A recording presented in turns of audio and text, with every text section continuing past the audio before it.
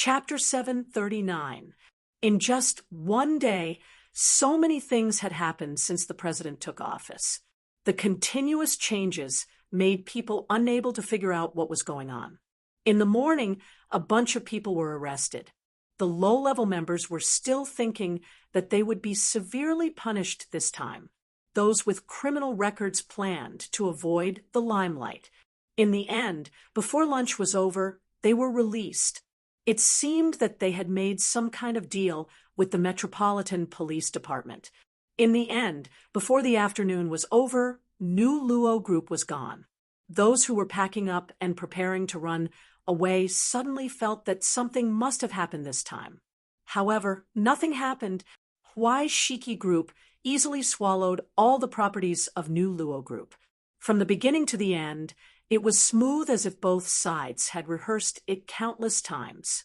Before the banquet started, there was a new piece of news circulating among the Kayakuro. Hey, have you heard about New Luo Group? Yes, the leader died and was swallowed up. Yes, that's right. In fact, long before this, New Luo Group's Ruatu and cadres were already part of Huai Shiki Group. The leader was already a mere figurehead. Think about it. Otherwise, how could it be so smooth? They didn't even shout a slogan of revenge and surrendered. Sigh, poor leader. Until death. He was still a muddle-headed ghost. In all kinds of messy rumors, there were people who vividly described how when Huaisher walked through the door, his body shook. New Luo Group's Ruatu pulled out a gun and shot his boss from behind. He knelt down and asked for surrender. It was as if he was there and saw it with his own eyes. It couldn't be true. There were also people who said that when Huai Shiki Group took over the Fujimoto Group, he was kind enough to treat everyone in the inner circle of Dombo Group to beer. At that time, New Luo Group's Ruatu slammed the table in front of everyone and said, "This is really my master." And this Huai Shiki Group's origin was not ordinary. He had a handsome face and a cruel personality. It was as if Shitendaji had been reborn. He was like a demon descending from the sky. He was really a god in the human world. In order to not let people guard against him, he even pretended to be a Tauren. He killed all the people who knew the truth in the past and threw their ashes into Kyoto Bay. At the entrance of Tenmu's house, the younger brothers who were driving for their big brother were squatting by the door, sharing cigarettes, and vividly narrating the fantasy version that they had heard from their 7 aunts and 8 aunts. The young man who had come to get a cigarette pursed his lips when he heard this. If you ask me, it's not as mysterious as you guys. Isn't the paper effigy just an ordinary person? It has 1 nose and 2 eyes just like you guys. How can it be as powerful as the rumors say? TSK, you speak as if you have seen it before. The man who just spoke was not happy and stared over. The young man was stunned, as if he was stumped by the question. To be honest, I've seen it before. The man who spoke chuckled. After taking a puff of his cigarette, he said with a smile of exultation, "That day when the Huai Group was distributing beer, it was the leader of the Huai Group who personally gave it to me. I asked if there was ice. He even said, 'I'm sorry, I've already given them out. Let's continue drinking next time.' That beer tastes really good." At this point, the man smacked his lips, savoring the taste of the free beer. "Really?" The person beside him was in disbelief. "Nonsense. Who in the underworld doesn't know that I'm, who doesn't lie?" The man just now patted his chest and widened his eyes. "How can that be fake?" The young man who came to get a cigarette finished his cigarette and sat on the stairs to the side with a smile as he listened, until the person beside him pushed his shoulder and pointed at the man with the scar on his face. "Your boss is calling for you." Okay, thank you." The young man stood up, patted his knee, and waved to the others. "Let's continue chatting next time. I'll take my leave first." Amidst the sounds of agreement and farewell, the young man smiled and walked toward the fierce man who was waiting at the door. Only one person who wanted to go to the toilet after chatting for a long time turned around and saw that the fierce man actually lowered his head respectfully to the young man. "Boss, there's no cooked food in the convenience store nearby, only some bread." Weno picked up the bag in his hand and respectfully handed it over. "Bread is fine too. I'm not that picky." Huaishur picked out 2 from the bag. "You can have the rest too. Didn't you say the banquet is coming soon? It'll be a mess then. I'm afraid I won't be able to eat. It's better to eat a little first, so I won't have to argue with people on an empty stomach." Huaishur leaned against the tree in front of the door and looked at the people coming and going in front of the door as if he had nothing to do with it. Some people looked over curiously, but their gazes quickly moved away. At most, they would say in their hearts, "Which underling is so unruly, running to the front and being an eyesore?" Meanwhile, the row of fierce men in front of the door didn't dare to look in that direction at all. They just bowed mechanically to welcome him. But soon, Huaishur finished the bread. He folded the bag and stuffed it into his pocket. After wiping his mouth, he took the bottle of tea from Weno. After drinking 2 mouthfuls, he finally felt something in his stomach. "It's about time. I'll go in first. If you're bored outside, just do whatever you want.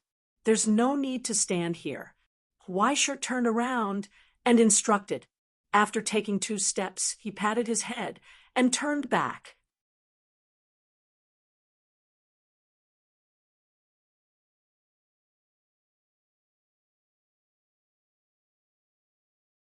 "Oh, right.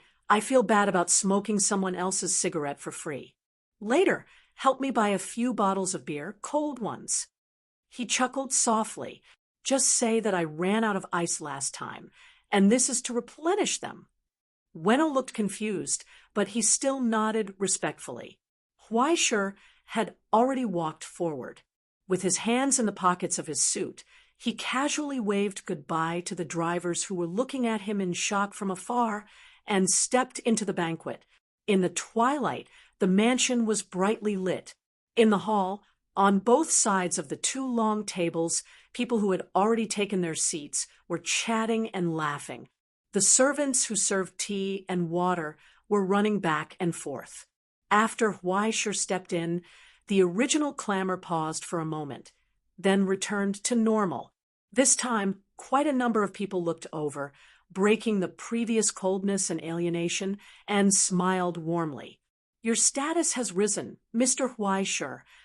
Lawrence, who was sitting cross-legged behind the table in the corner, flicked the ash from his cigarette and said generously, "You did well this time." "Which job are you referring to?" Huaishur sat down next to him. "All of them." Lawrence glanced at Huaishur with admiration. "It's said that you can build a relationship with the people of Looming Hall in prison. You're really amazing. Don't beat around the bush, okay? If you want to know the details, just say it." Huaishur rolled his eyes. It was not strange that Green Day was curious about this. It was impossible for the Alliance not to have spies in the Metropolitan Police Department. If they wanted to get someone out, they had to investigate the situation. In the end, everyone was messed up. You were the only one who was fine. Not only did you have wine, pork, and rice to eat, you even met the people of Looming Hall. If it were not for the trust in Li Hua, and never doubted her, it would not be strange if Sheng Tianmu ordered Huaishur to be caught and sunk in Kyoto Bay. Besides, there was nothing to hide about this kind of thing. Huaishur might as well tell the truth. The person from Looming Hall is a woman. Well, half of the truth was the truth anyway. Lawrence was stunned for a long time. He looked at Huaishur's face and saw the ash from his cigarette fall on the table. Only then did he react. He sighed from the bottom of his heart. "If you ask me, your face is F*King ridiculous. I was born with it. I can't do anything about it." Huaishur asked calmly, "Is there anything else you want to ask?" There was nothing to ask. Lawrence spread his hands helplessly. but your movements have been too big recently. Everyone is a little panicked. You know, Huaishur was silent for a moment and replied, the next movements may be even bigger. Lawrence thought for a moment and comforted him. The matter of New Luo If Group Shenkianma's is request not a big is deal. too much, Although you you have are now room a to member of bargain. the alliance. In fact, you are this is also all a my member own of decision. Doomsday. Huaishur did not put the blame on Shengtianma's head. There is always something urgent. I have to think of ways to increase my strength. Before he finished speaking, a pair of eyes emitting green light fell on Lawrence. Lawrence felt his hair stand on end. What's wrong? No, Green Day can't just watch its own people suffer, right? Huaishur came over and rubbed his small hands. Can you give me some support? Lawrence couldn't help but want to roll his eyes. Support? What kind of support do you want? He asked. As long as you nod your head, I'll send you 100 ascendants who are wanted by the entire realm tomorrow. Men, women, old, and young, you can choose. I guarantee that they can fight, and I guarantee that they'll be fierce. But can you handle them? Huaishur also began to roll his eyes. If Lawrence really dared to send them like this, the black letter from the Astronomy Association might have arrived before the people arrived. Is there nothing that is not hot? He asked. Otherwise, why would it be called Green Day? Lawrence said, what Green Day lacks is not people who can fight and commit crimes. Huaishur, what it lacks is people like you who can see the light. Green Day will not stand by and watch you, nor will it help you too much on the surface. You have not reached the point where you have to flee to the ends of the earth. Absolutely. Green Day advised him to abandon evil and promote good. If it weren't for the wrong occasion, Huaishur would have immediately started Green Day's light. This was strange. Okay, Huaishur gave up on continuing to pull wool from Green Day. He could only say, I will find a way to go to Mount Tiango and pull in a sponsorship. This was his goal. From the beginning, he did not count on Green Day's help. He was just using it as a foundation. On the one hand, he was clear about Green Day's nature. On the other hand, he was clear about his own status. Who did Huaishur think he was? He was an out-and-out newcomer. How many days had it been since he submitted his proof of allegiance? It was equivalent to a newcomer who had just signed a contract coming to the company and wanting the leaders to focus on training and arrangement. Did he really think Green Day was his home? Lawrence was stunned for a moment. He immediately remembered the background of Huaishur and was slightly enlightened. Since ancient times, the relationship between Sumo and Heavenly Dog had been close and inseparable. Sumo wrestlers who won the strength of 100 men and all kinds of rumors about Heavenly Dog Sumo were simply endless. In addition to being the holy land of the cooking demon, Mount Tiango itself was also a pivotal force on the border of Yingzhou. It was inextricably linked with various local religions, temples, and even hell. It could be called a legendary figure, a famous sect in Yingzhou's martial arts world, and the veteran backbone of the Five Mountain Sword sect. Even if Huaishur and Mount Tiango had nothing to do with each other, Huaishur was an old acquaintance. It would be convenient to have the help of the Dragon Mountain Workshop. Moreover, he was just using Mount Tiango as a cover for himself. He didn't really want to take anything. At most, he would let the Dragon Mountain Workshop send an empty package over, and that would be it. It was just like money laundering. You always had to have a source that you could take out to be convenient for the next step. In this way, a part of his equipment and strength could be washed clean. However, since he was already here, he couldn't go back empty-handed. Right? Huaishur raised his head again. His green eyes looked at Lawrence next to him. He was determined to get something back. Then, he heard a delicate voice calling out to him. Huaishur, here, in the seat of honor. Sheng Tianmu, Li Hua, smiled shyly at him. Her eyes moved, and she waved enthusiastically. Come quickly. Chapter 740. I'm not going anymore. Goodbye, goodbye. Huai Shi instinctively wanted to get up and leave. However, they were still in the Heavenly Mu family. Under everyone's gaze, Huai Shi could only walk over with a cold face and angrily reprimand her. Lower your voice. Making a big fuss. You don't have any self-restraint. Aya, I'm just too excited. Miss Li Hua's cheeks flushed red as she shyly lowered her head. Seeing the paper figurine in his arms reprimand the Heavenly Mu family's beloved daughter like a grandson in front of everyone who knew how many people's eyes popped out of their sockets. Even Lawrence was dumbfounded, and his hand was almost burned by the cigarette, but at this moment, the American tramp deeply felt the inequality between people as well as the vastness of the path of a cowhood. How many days had it been? The first day they met, the second day, they entered a small room, and the third day, they were already glued to each other like glue? How did you do it? The people at the side saw it even more clearly. After the paper figurine in his arms sat down, his face was cold the entire time. Miss Li Hua poured tea and asked about his well-being, but he did not give her any face. Instead, he ordered Miss Li Hua around as if he was reprimanding a maid. This was too much. As for Huai Shi, his eyes were about to roll to the sky. Did you miss me? Li Hua asked softly from the side. Huai Shi squeezed out the words from between his teeth. I missed you to death. Can't you hope for me to be a little better? Can you not King do all these fancy things? Huai Shi lowered his voice. I didn't want a real big sister to protect a bastard like you. It's fine if you don't repay me, but can't you let my reputation be a little better? Aren't I thinking for your sake? Otherwise, people will say that after you hooked up with the Annie from the looming mansion, you forgot about the Li Hua by the Daming Lake. Yu Dongri raised his fan to cover his mouth and said softly, that old man Heavenly Mu also wants face. I sacrifice my body. Isn't that also supporting you? Please change to a real one. Thank you.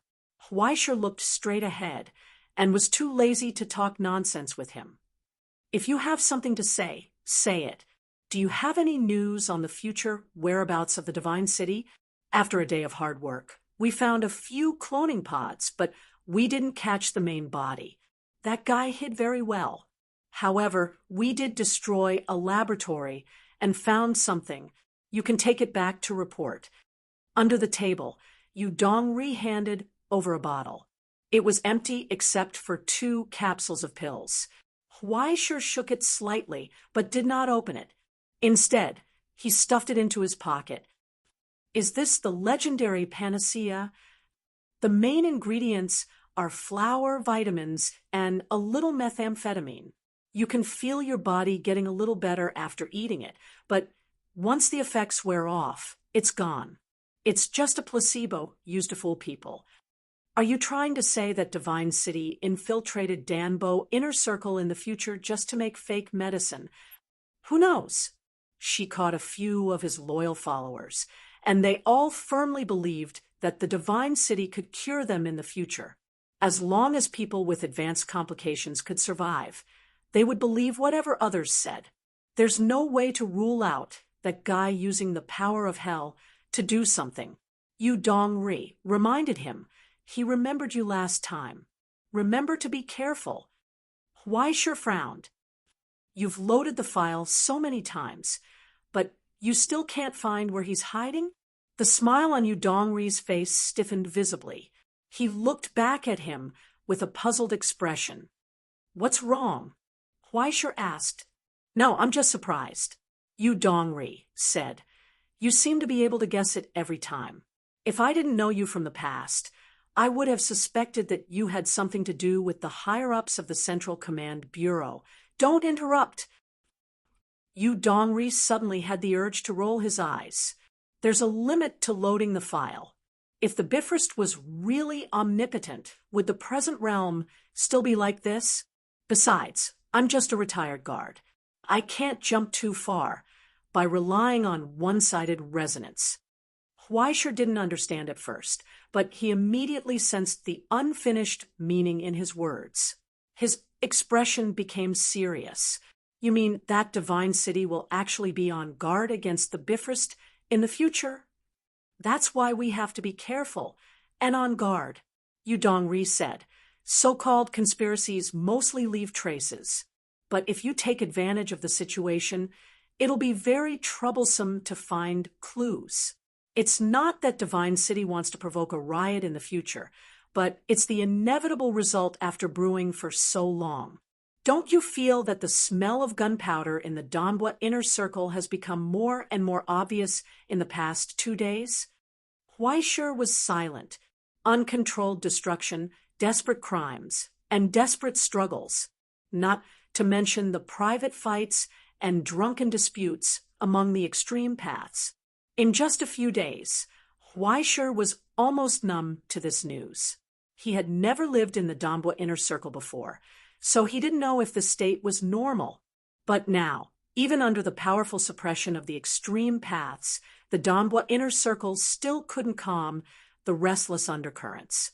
It was like a barrel of explosives under ones, but one spark or 2 sparks wouldn't have any effect. But what if there were 100 or 1,000? Once the order collapsed, as long as someone instigated it in the dark, a tragic bloodbath might erupt. After losing the restraint of the rules, the boundaries of morality were not worth mentioning in front of instinct, fanaticism, anger, pain, and fear. Under these chaotic catalysts, everything fragile in front of him would fall apart in the end. If he wanted to solve it, he had to cut the Gordian knot with a swift knife. Everything shouldn't have fallen to this extent. Yu Dongri said softly, "We don't have much time." Huaishur, "I know." Huaishur held the teacup and drank the bland tea. He raised his head and looked at the place at the very top. When the banquet was almost done, Headquarters Longevity Heavenly I finally put down his chopsticks first and clapped his hands. A crisp sound spread out. In an instant, the originally scattered noise disappeared without a trace. Everyone stopped what they were doing and hurriedly wiped the corners of their mouths, straightened their collars, turned sideways, and listened to instructions. "Relax. There's no need to be so serious." Longevity Heavenly I waved his hand and said casually, "I've called everyone here today, other than eating a meal and bonding. The main thing I want to talk about is the incident that happened this afternoon." For a moment, everyone subconsciously looked at Huaishur. It's here. The highlight of the show is here. The punishment segment that the people loved to see, and here was here. But Longevity Heavenly I changed the topic and said with emotion, "Just as everyone knows, there was a little friction that no one expected, and in the end, it caused both sides to be hurt. Hurting the harmony is secondary, but who doesn't know that life is precious? I understand that everyone has been having a hard time recently, and I don't intend to be too harsh on this." No, you can be as harsh as you want. It's best to be a little more harsh. For a moment, the people sitting below who were waiting for Huaishur to be unlucky were anxious. They wanted nothing more than to jump out on behalf of the Alliance and replace President Longevity. Heavenly, to strike this bastard. But then, Longevity Heavenly, I changed the topic. However, although this matter has passed, it doesn't mean that the Alliance will condone this kind of thing to happen again and again. We have to solve the problem from the root. After a few twists and turns, when no one could figure out what this old man was selling in his gourd, Longevity Heavenly I said with a pained expression, "As the president of the Alliance, this old man has witnessed such a dispute, and it really hurts in my heart. But in the end, you can't blame everyone.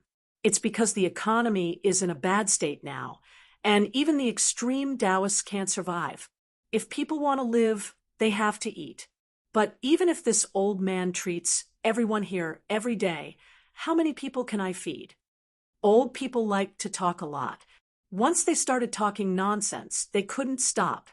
from the economy to business, and then from young people to having fewer children, and finally, after scolding the incompetent prime minister and the cabinet longevity, heavenly, I finally got to the main topic. As the saying goes, it's After better discussing to teach with a man the other to leaders fish than to give him a this fish. old man has decided to take out all the properties that my family hasn't distributed for a long time, and each family will give up a part of their territory and interests. In the end, all of this is what you see in front of you. After a sudden uproar, a huge map and chart slowly unfolded behind longevity heavenly eye. After countless assets were piled up together, it was almost about to emit a dazzling light, dazzling everyone. 31 Chinga billiard rooms, more than 20 custom shops, 9 theaters, 2 art offices, 11 casinos for construction companies, 19 factories for cinemas, and 12 street stores, bars, nightclubs, hotels, investment companies, temples, docks, frozen fresh food, wineries, clothing, real estate, film and television, entertainment, electronics. It was almost everything. Almost all of my family's businesses have been placed on this list, in addition to the huge behemoths that the other 4 big shots have slightly loosened their grip on. In the end, it gathered into a prize pool that dazzled all the gamblers. I know some people think that we old guys eat from the bowl, but still occupy the pot and become their way of making money. They always think that we are too stingy and can't even share some soup and water with you. Longevity heavenly, I raised his eyes and said indifferently, don't blame the monks for not having enough gruel. Everyone, are you the group of trash members who compete with each other in terms of loudness every day? Since you've become the extreme Tao, you can take whatever you want. Now, I've placed the opportunity in front of you. How much you can take will depend on your own ability. You want the opportunity. I've given it to you. According to the rules of the Alliance, you can gamble at will. Within 3 days, as long as you can take it, it will belong to you. In the dead silence, everyone stared blankly at the icon. They breathed heavily and pursed their lips. Their eyes were burning red, but no one dared to speak. Longevity heavenly, I looked down at those sluggish faces and raised his eyebrows. What's wrong? All of you are not talking? You're actually modestly declining now. This is a once-in-a-lifetime opportunity. The things are placed in front of you. Don't you have anything to say? He paused for a moment, glanced at the crowd below, and asked casually, Why Ji-jun? Is there anything you like? Tell us about it. Everyone is so benevolent. Maybe we'll give it to you. Ah, me?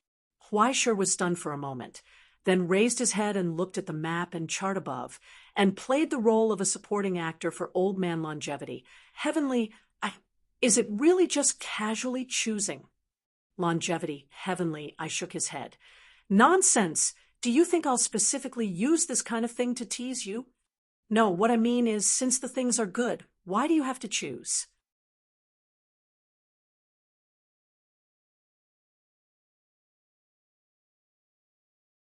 Huaisher suddenly laughed and asked seriously, What are you talking about?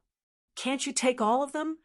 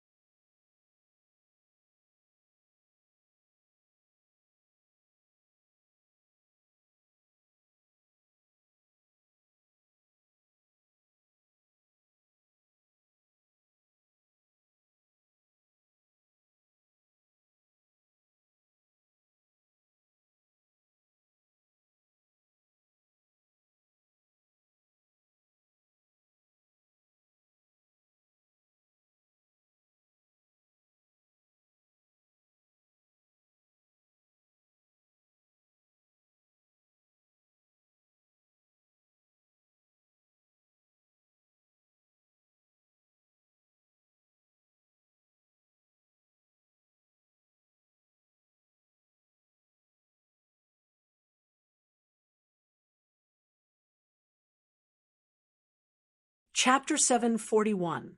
Why did he have to make a choice?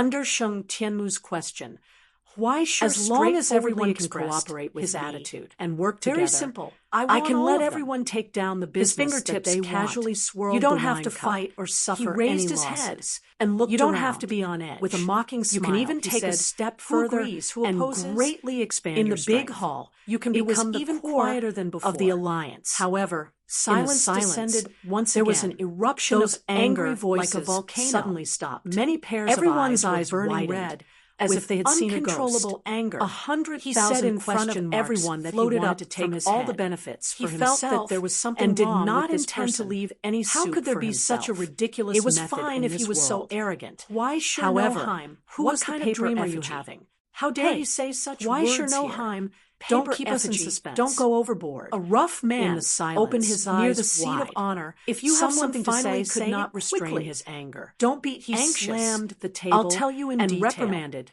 Do you Huaishe really smiled think you can cover and the slowly sky got up. with one hand? He walked to There the are middle of the rules hall in the alliance. and suddenly You turned have around so to many ask the man assets. who had Even if urged no one him, fights with you, "Excuse me, so many what is this people? friend's name?" At Which this group moment, are you from? someone added in a Kuroda sinister group, tone, Kuroda if your Kigo. appetite is too The good, rough man you said will die coldly, from overeating. "What's wrong?" In an No, instant, nothing. countless I'm just angry asking. reprimands and Huaishe curses spread. smiled. The and entire continued to hall ask, was "Then engulfed in has anger leader and Kuroda gathered on ever one thought about person. making the Kuroda However, group bigger and Sheng stronger, Tianmu taking over drank these his tea industries calmly, and becoming the as if backbone he of did the not hear alliance?" anything. You can sit Although on the Li Hua wealth had and told him that continue the to turning contribute point of to this the dangerous alliance. situation was mostly Kuroda dependent Kigo's on the white expression paper froze. effigy.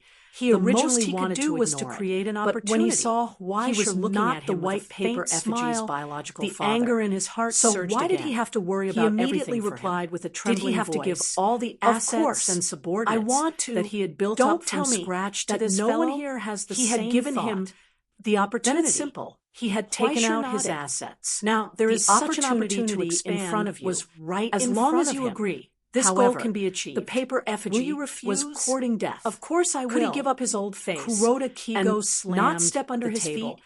and What was he realized after? that something was wrong. If he really could He not help immediately the paper retracted his effigy, words, although and Sheng only said, Tianmu felt "Of course I regretful, will cough, he cough. could only Listen find to it another first." way.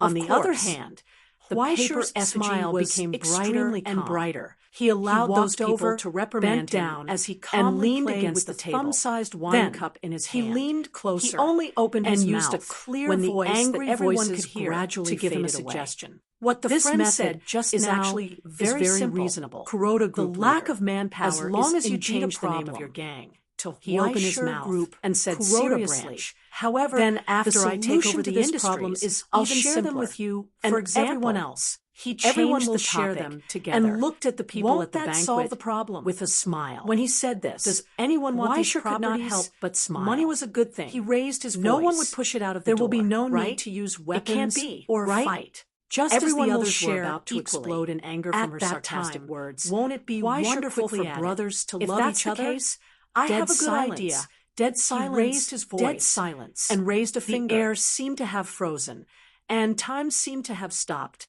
Only the curious expressions quickly twisted in the burning anger. At the head of the table, they turned Sheng livid, Tengu, unable who had to been hold attracted back by their anger. Huaishe's brilliant plan almost had his neck stuck out. He could not help but raise his hand and press it against his old face. He felt a strange feeling from the bottom of his heart. Shut the F***ck up. Why didn't I realize that this guy is so good at offending people? Later, when everyone was riled up and tearing this guy apart, should he be cheering them on from the side? You be ***starred. The moment he reacted, Kuroda Kigo's face turned so red that it was almost dripping blood. He roared furiously and got up to pull Huaishe's collar. But the moment his fingers touched the collar, everyone's vision blurred. There was a loud bang. The long table collapsed from the middle. The leftovers flew up, and the tatami mat shook violently. And Kuroda Kigo's head had already been pulled by Huaishe. It smashed through the table and sank deep into the floor. A violent tremor hit him. His vision turned black, and he instantly lost his breath. Only his legs were twitching, proving that he was still alive. This is not good. This is not good. Isn't it a little too unruly to use force during the president's banquet? Huaisheng slowly let go of his hand and turned around with a smile. I was forced to fight back just now. Everyone, you have to be my witness. Witness my ass. If it weren't for the alliance's reputation, everyone would have torn this be asterisk start apart. You're so arrogant. Do you want to become the alliance's public enemy?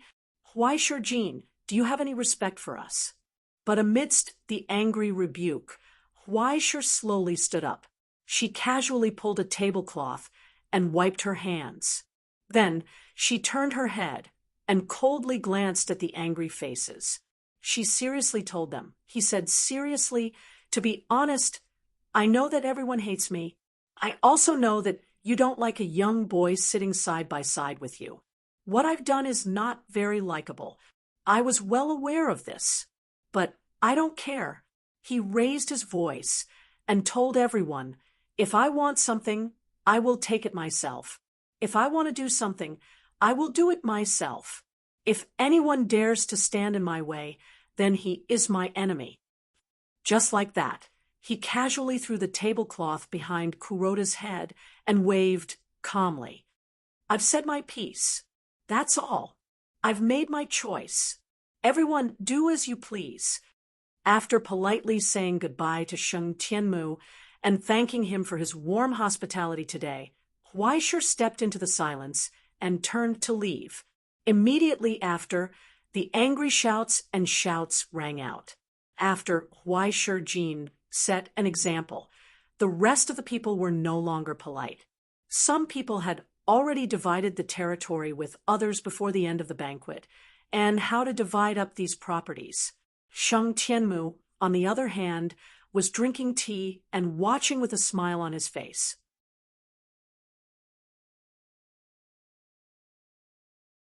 Only at the end, before he got up and left, did he say a few words. You all know the rules of competition and gambling within the alliance, so I don't need to repeat them. If this old man knew that someone still dared to fiddle with something that wasn't presentable, he definitely wouldn't play it down like he did today.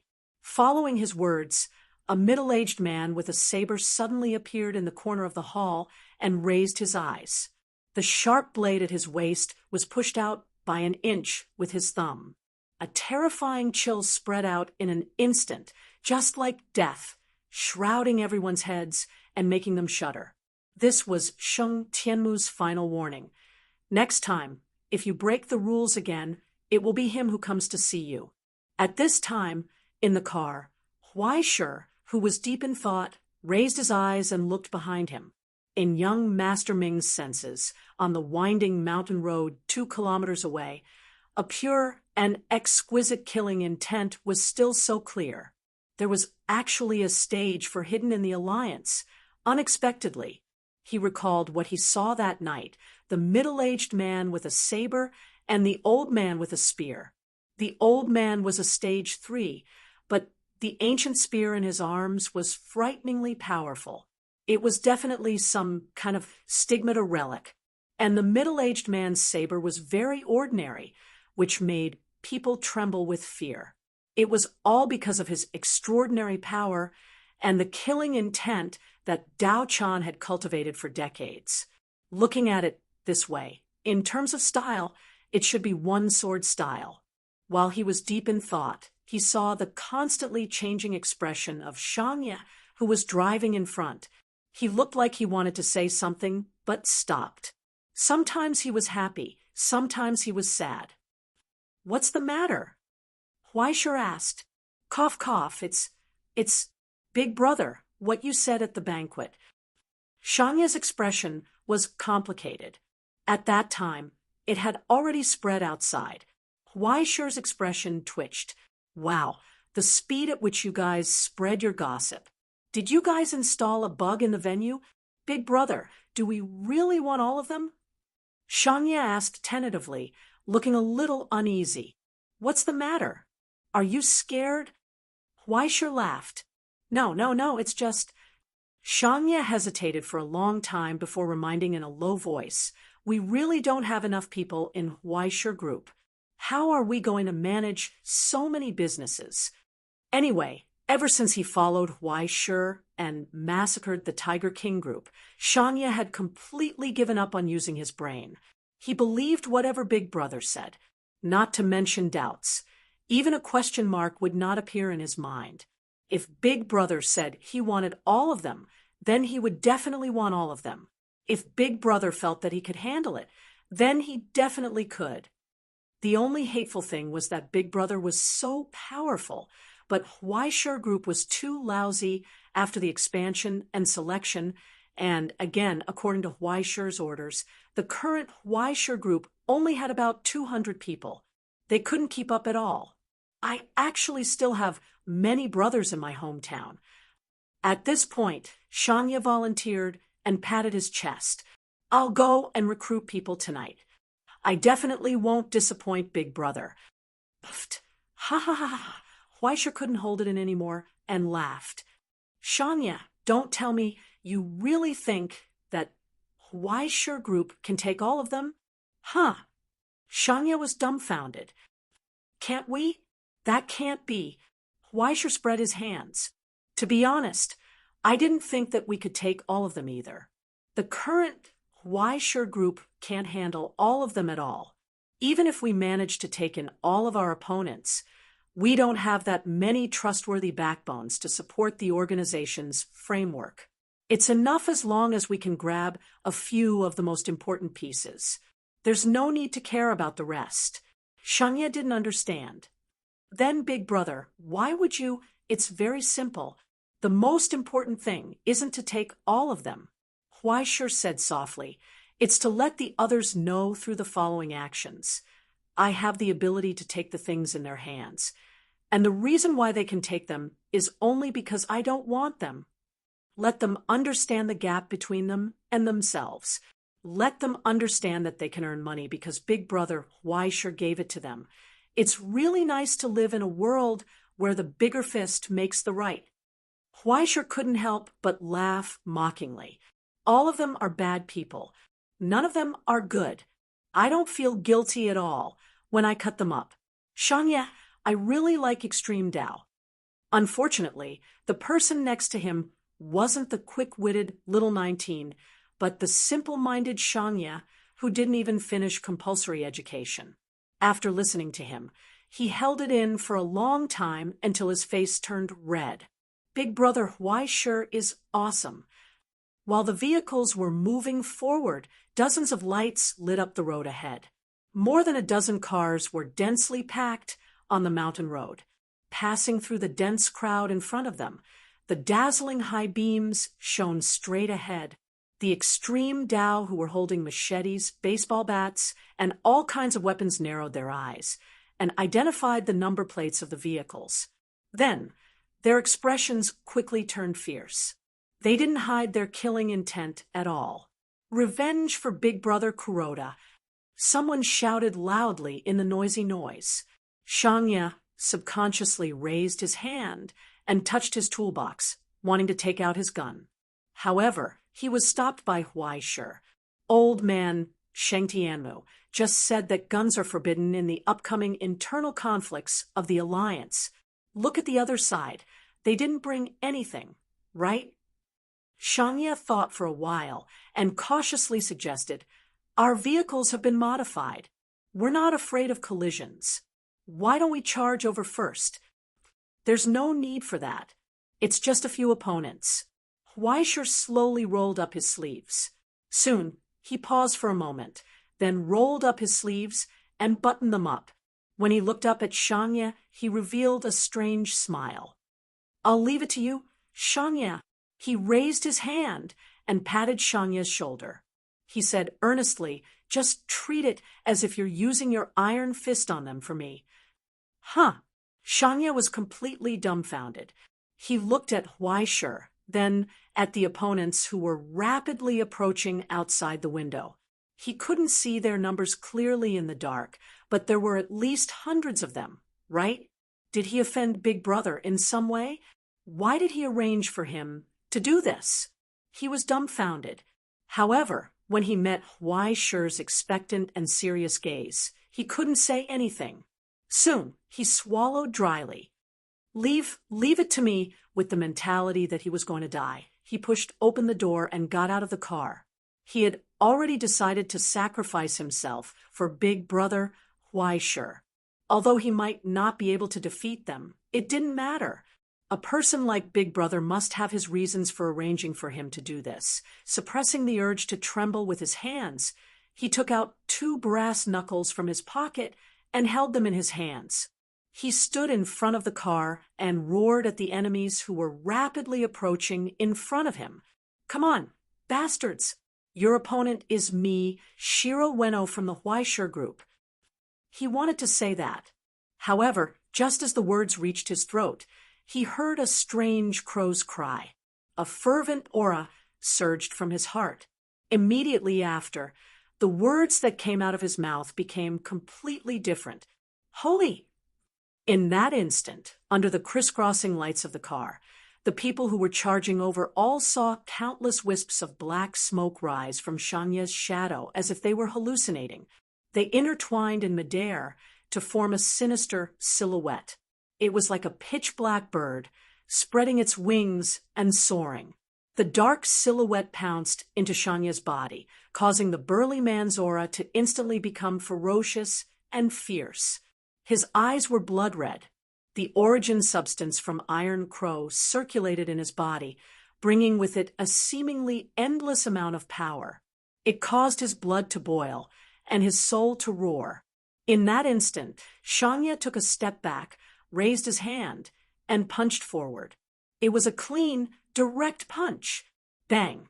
A muffled sound that sounded like a broken thermos rang out. Immediately after, the extreme Tao cultivator, who was charging at the very front, was sent flying. On his collapsed chest, bloody wounds caused by the brass knuckles appeared. There was also a deep fist imprint. Ueno grinned and let out a sharp shriek that sounded like the high-pitched chirping of a bird. The blood-red light in his eyes was almost reflected. He could feel the power surging in his body at this moment. So strong, he laughed excitedly and punched out. He ignored the blade that was slashing down and once again defeated the opponent charging at him from the right. With one punch, that person's entire body bent 90 degrees. He clutched his stomach and could no longer get up. Meanwhile, the blade that was slashing down landed on his raised arm. After cutting through a layer of clothing and skin, it was clamped down by his bulging muscles. That's it. Shanya slowly turned his head and looked at the dazed man. His iron arm swept out, and the brass knuckles smashed down. Amidst the low, whistling sound that broke through the air, that face gradually distorted and swayed in this almost stagnant time. Like a ripe pomegranate, it opened its small mouth and spat out teeth-like seeds that floated in the air. Immediately after, it flew together with its owner into the darkness where the light could not find it. At this moment, the violent power spread out along with Shanya's movements, making him feel overjoyed and happy. His sharp shark teeth glowed with a cold metallic light. Then, the brutal 1 versus 92 began.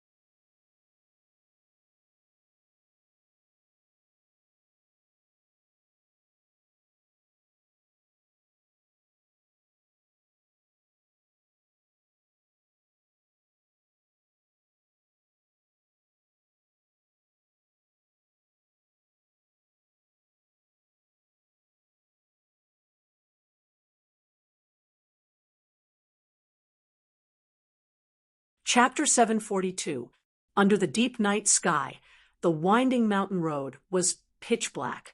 Only the crisscrossing high beams illuminated the countless crisscrossing figures. Amidst the ear-piercing screams and angry roars, the sinister silhouettes of shadows were constantly reflected on the blood-stained asphalt road. It took less than half a minute to knock down the first 10 people. Those who were sent flying screamed and fell to the ground, twitching and unable to get up. Then, it took him 40 seconds to knock out the next 10 people.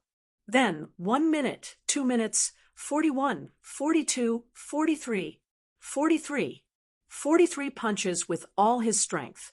Ignoring the baseball bats and blades that landed on his head and body, Weno panted with all his might and looked up at the enemies in front of him. They swayed in the cold light of the car lights and circled around him, like monsters baring their fangs and brandishing their claws in the dark. He couldn't see where they were. Only shadows constantly flashed in front of his eyes. Die, monster! Someone jumped up and smashed a baseball bat with iron nails on his head. Amidst the turbulence, his vision became slightly dizzy. Then, the bat was held. Weno raised his hand and flicked the bat in his hand. Together with the person on the other side, he looked up at the blank face and grinned. So you're here. In midair, the bat was pulled out, aimed at his head, and smashed down. The sound of the bat and bones breaking overlapped. 44. Weno roared. Again. He roared. Again. Then 45, 46, 47. The cruel counting continued, but those angry roars were getting further and further away, as if they were becoming blurry together with the blooming world in front of them. In the end, only monotonous and persistent counting was left. 61, 62, 63, 63, 63. In a daze, Weno walked forward stiffly. His blood-red eyes that had lost focus stared at the enemy in front of him, at the pale and twitching face. But there was the sharp sound of tires rubbing against the ground. The lights were rapidly approaching. Then the sky and the earth began to spin and shake rapidly. The earth suddenly jumped up and smashed into his head. He rolled and landed on the ground. He heard a scream in the distance. Someone opened the car door and shouted excitedly, "He's dead! He was dead! That monster is dead!" He widened his eyes in confusion, not understanding what was going on. "What? Am I dead?" "Not yet, Weno." The person sitting next to him said, "You're still alive." "Am I still alive?" "Yeah, aren't you breathing?" That person lowered his head and looked at him, full of praise. "It's not over yet. You can't fall here." "Have I fallen?" "Yeah, the enemy is still in front of you, Weno. Can you still fight?" The voice that was filled with anticipation asked. In his confusion and drowsiness, Shanya listened in a daze. He couldn't help but laugh. There was no answer, only the fist with twisted knuckles slowly raised. It was scarlet with blood.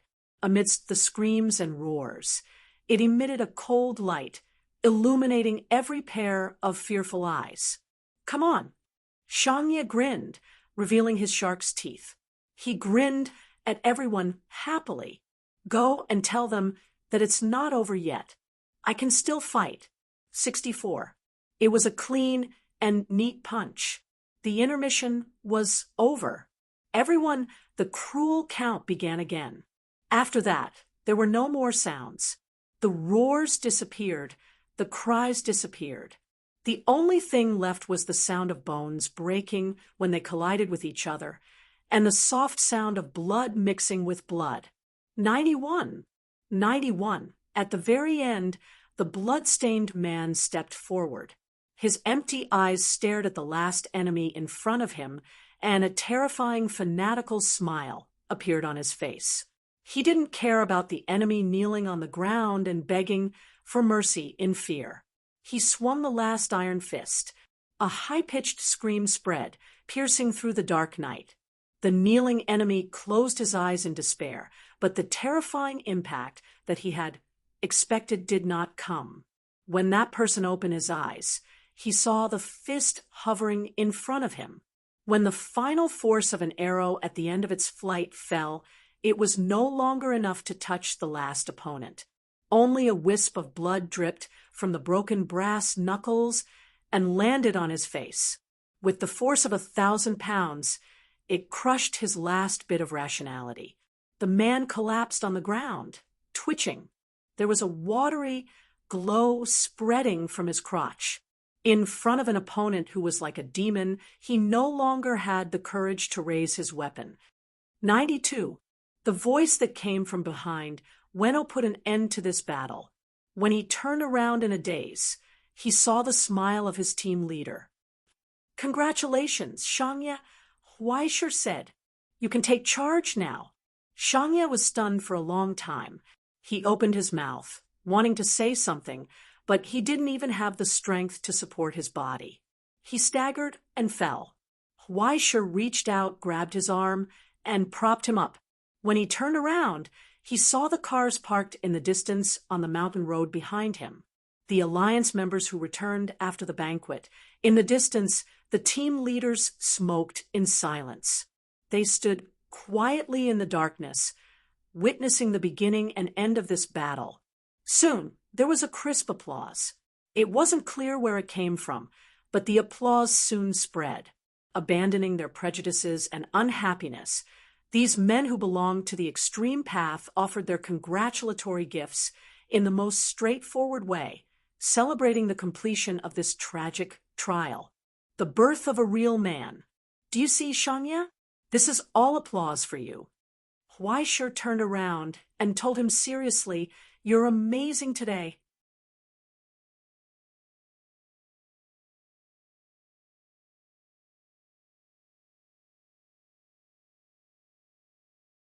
Indeed, the ghost crow could enter Shangya's body through young Master Ming's power, multiplying his strength and making him fearless. However, this power was not limitless. From the 40th person onwards, the source substance and power given by the ghost crow had been used up.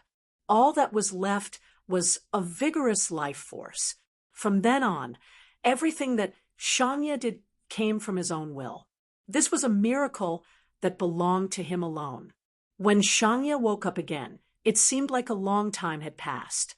He was already back in the car. It was as if he had a long dream. When he opened his eyes, he didn't know what had happened. This time, Huaisher was the one driving. He sat in the passenger seat.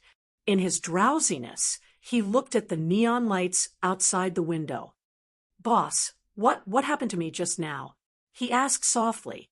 "I seem to have gained a lot of power." "It's magic," Shangya, Huaisher replied. In his confusion, Shangya couldn't help but laugh. "Boss, are you a magician?" "Yes, something like that. Believing in your heart is magic," Huaisher said casually. He flipped through the plastic bag beside him and handed it over. "Do you want to drink beer? It's still cold. I left it for you." "Sure." Shangya took the beer and enjoyed the cold feeling in his hand. He sniffed the fragrance of the wheat and smiled. Just like that, he fell into a deep sleep in an indescribable drowsiness. Before the sun had even risen, the explosive news had already spread to the ears of the entire alliance. Just a few hours ago, under the witness of all the leaders of the alliance, the usually ordinary shark man Weno Shiro had actually single-handedly defeated the entire Kuroda group's men, fighting against 92 men alone. Even the big shot from the Arakawa family was shocked. He praised to his left and right, "You have to see clearly, this is a real man." For a moment, Shiro Weno was in the limelight. Even Huaisher's group couldn't believe that the big brother Shangya, who used to drink and brag with them, was so brave. There was an endless stream of people coming to visit him. On the other hand, Weno, whose hands and feet were still wrapped in bandages, was lying on the bed and excitedly telling others about his heroic performance last night. When he reached the part where Boss encouraged him, he even took a sip of beer from the bedside table and asked someone to add more ice. It was as if he could drink that beer for an entire year. Oh, right, where's Boss? Why, sure. After Ueno repeated the story of his fight against the Kuroda group 8 times, Ueno slapped his head as he finally remembered. Ah, Boss Weisher is still in the office. He came quite early today. One of the underlings said, "It seems like he has something important to tell us. He's talking to everyone in the group today." I just went over. Someone beside him interrupted. He held a banana in his hand and excitedly boasted, "Boss Weisher actually knows my name. He asked how my family is doing. He even knows that I have 2 sisters. Oh my, even those 2 brats, Naka and Yoshiko, got gifts." As he spoke, he took out a box of crayons and showed it off. He didn't even let anyone touch it. He was overjoyed. "You bastard, you must have gotten a raise." Someone looked over suspiciously and slapped the table. "No wonder he's so happy. He's treating us tonight." Tonight. The person who spoke snorted, "I'm treating you tonight. Do you dare to go?" "Huh, you stingy bastard. If you dare to treat us, do you think I don't dare to eat? Don't you know?" Mr. Odama said that he has already booked a place. Boss is treating all the old members of the group to drinks tonight. The middle-aged man who was smoking flicked the ash off his cigarette and patted the shoulder of the young man behind him. "It's good to have seniority. Ox Island. It's useless to be envious. Endure it for a few years." The yellow-haired young man who was called Ox Island scratched his head awkwardly and laughed.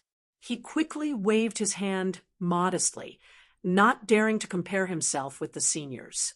Seeing that the topic was away from him, he smiled, but the disdain in his heart could not be hidden from the corner of his eyes. "Envious? Envious my ass. You said it as if you're envious that you idiots can eat. And that guy also, he's been in the business for so many years. He's bled a lot and worked hard. The group leader has probably changed his luxury car several times. Yet he's so happy just because he gave you a crayon. Is there something wrong with his brain? How did this group of idiots become extreme Tao?" He began to doubt it from the bottom of his heart. He deeply realized that he could not chat with the idiots of the Weisher group. The phone in his arms vibrated slightly. He found an excuse to go to the bathroom and left the room. When he walked into the bathroom and found that there was no one inside, he walked to the innermost area and pretended to urinate. He picked up the phone. "Why did you pick up so late?" The voice on the phone asked directly. Chapter 743. They're keeping a close eye on him. "I don't have the time." Nyo Dao replied in a low voice, "I just came back from Shanya. He's indeed injured, but it's not serious. I don't know how he managed to defeat 90 people by himself. Maybe he's on drugs?" "Drugs? Can you find any clues?" "I don't know either." Nyo Dao said, "I've only been here for less than 2 days. It's not easy to get into their circle. I can't possibly ask about everything, right?" "Bastard, is this how you talk to your seniors?" Another voice scolded. Soon, the voice that was on the phone became amiable. "Don't blame Oniujima-kun. After all, this kind of thing can be stressful. Nyo Dao, don't worry. It's a great achievement to be able to catch any clues from Huai Zhi's group. In the short term, you should be able to get to Huai Zhi's side as soon as possible. You should be fine, right?" "Yes, I understand. I won't let down the Iron King faction's reputation," Nyo Dao said, solemnly nodding and bowing. After hanging up the phone, the smile on his face gradually disappeared. He had worked so hard for the faction for so many years. In the end, he was thrown out as a spy just because he was a bastard. F***CK. The higher-ups didn't treat him as a human. Why don't I just take some money and run away? But soon, He dispelled this idea. If he dared to betray the Iron King faction, he would probably be covered in cement and sunk into Jingdu Bay before he could run out of Jingdu. He had to do this even if he didn't want to. If he was exposed, he shuddered and pulled up his pants. He cursed in his heart.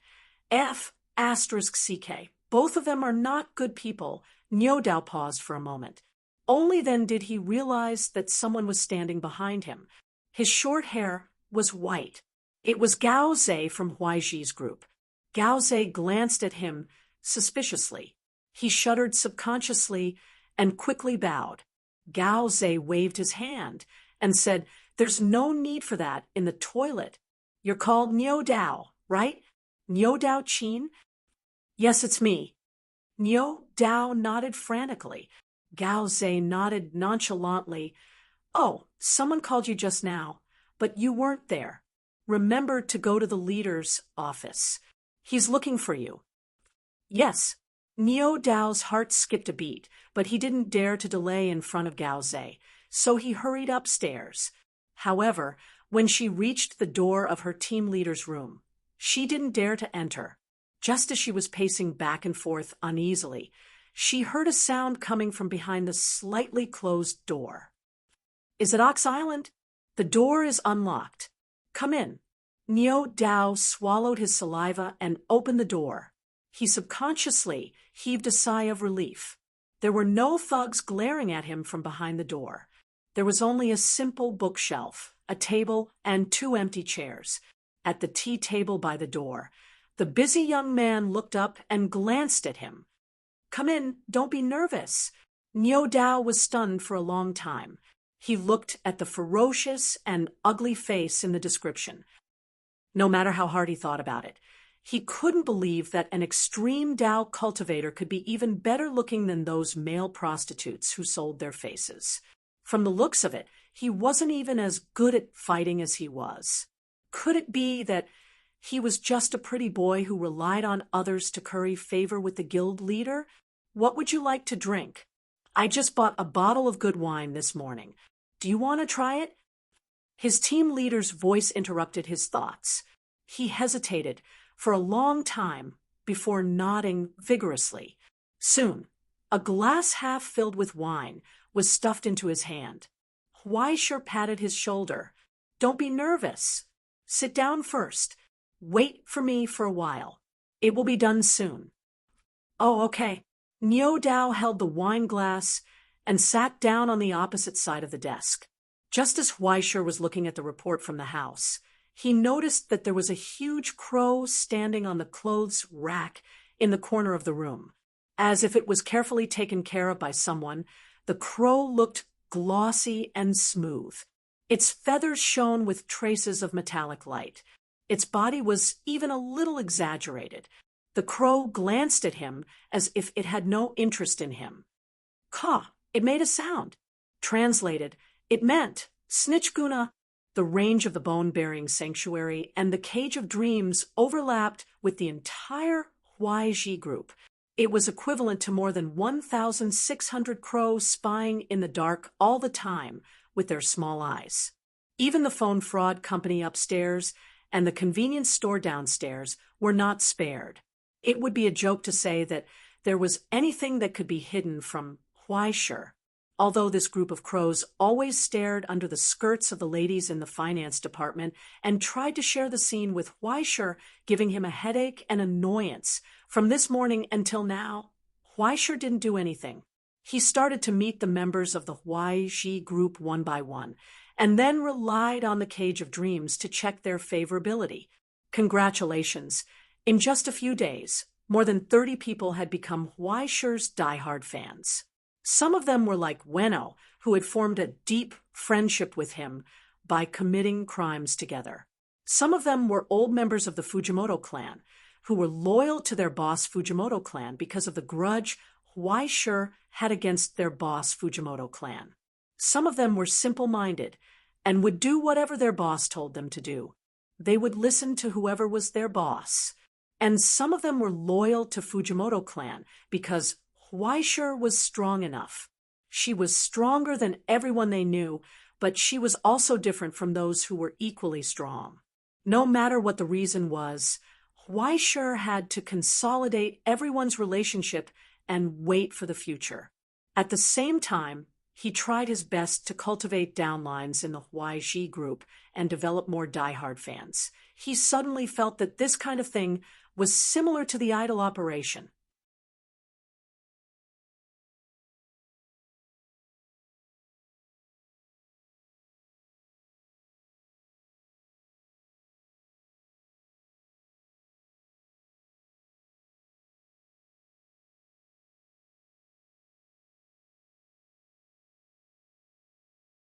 In the final analysis, it was to get as many diehard fans as possible, take good care of passers-by fans, and then try to get as few people who hated him as possible.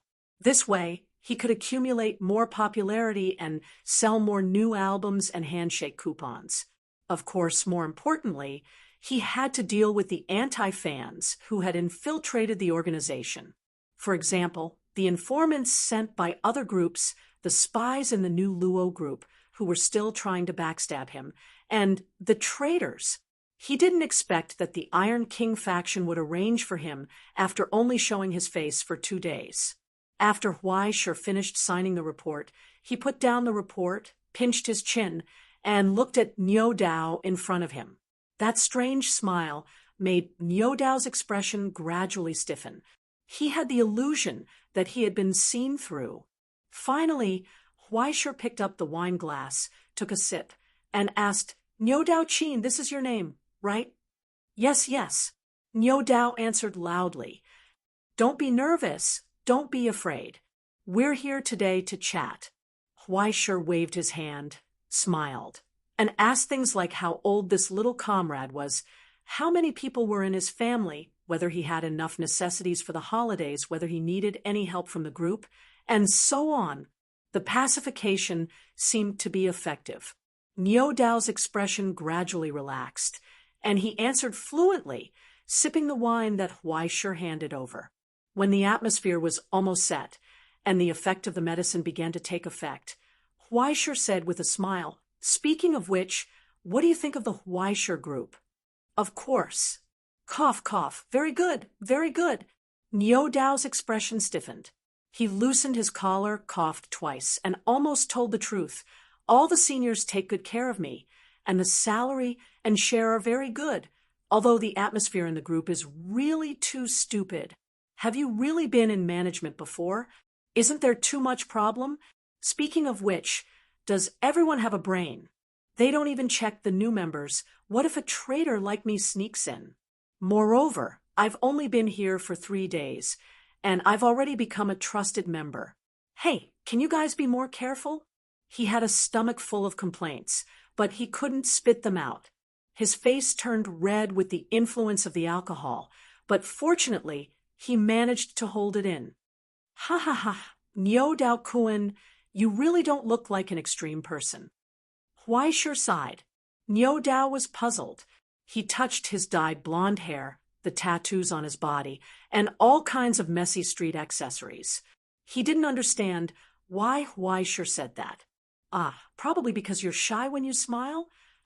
Huaishir shrugged. "The other guys aren't like you, always talking about F***CK.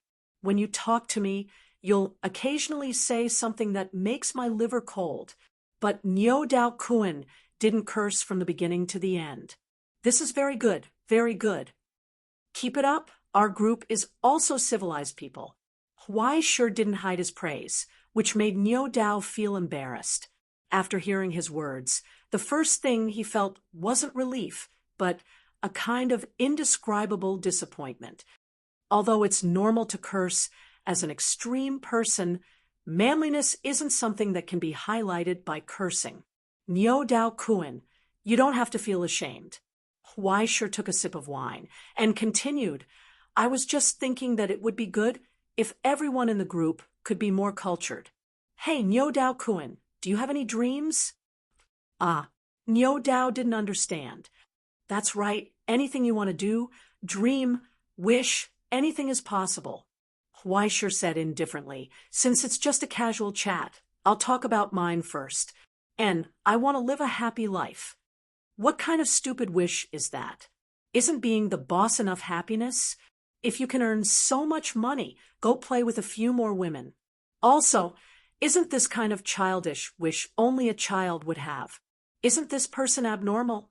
Niu Dao's mind was filled with thoughts, but when he was looked at by that pair of eyes, his mouth couldn't help but move. He felt that he must have been drunk. If you want to talk about wishes, he said in a low voice after a long time, it would be great if I could continue to go to school. He said something so stupid that even he wanted to laugh. A mixed blood from the inner circle of Danbua inner circle wants to go to school. Unexpectedly, Huaisher didn't laugh at him. Instead, he rubbed his chin and muttered, as if he was really thinking about it. Going to school, that's a little troublesome. I was just saying, it's mainly because you're too old. It's not easy to arrange. Huaisher slammed the table and became serious. Speaking of which, aren't there a lot of online courses now? Niu Dao Kuan, do you want to learn about them? There's something wrong with this person. Niu Dao was stunned for a long time, then laughed awkwardly. I was just saying, after all, I'm already this old. But learning doesn't depend on age. Huaisher shrugged. How about this? Niu Dao Kuan, if you want to learn something, why don't you tell me? To be honest, I know a lot of teachers. Actually, there's nothing I want to learn. Niu Dao Kuan didn't want to continue this topic, but for some reason his mouth moved again. If you're bored, it's always good to learn a little Latin, right? Aya, Xiao Qin, you learn so fast. You memorize the letters so quickly. Maybe you're a genius in learning Latin. The words in his memory came back to him again, and he was stunned. After a long time, he remembered. The teacher who said that to him was already dead, overdosed. When he was found in the garbage, he was already smelly. But since he was young, that was the first time he heard someone praise him. Some people really felt that he could do something in the future and not become a garbage. Even he himself couldn't remember it. Once again, he thought of it. Latin, he murmured softly in a daze. This, you should have said so earlier.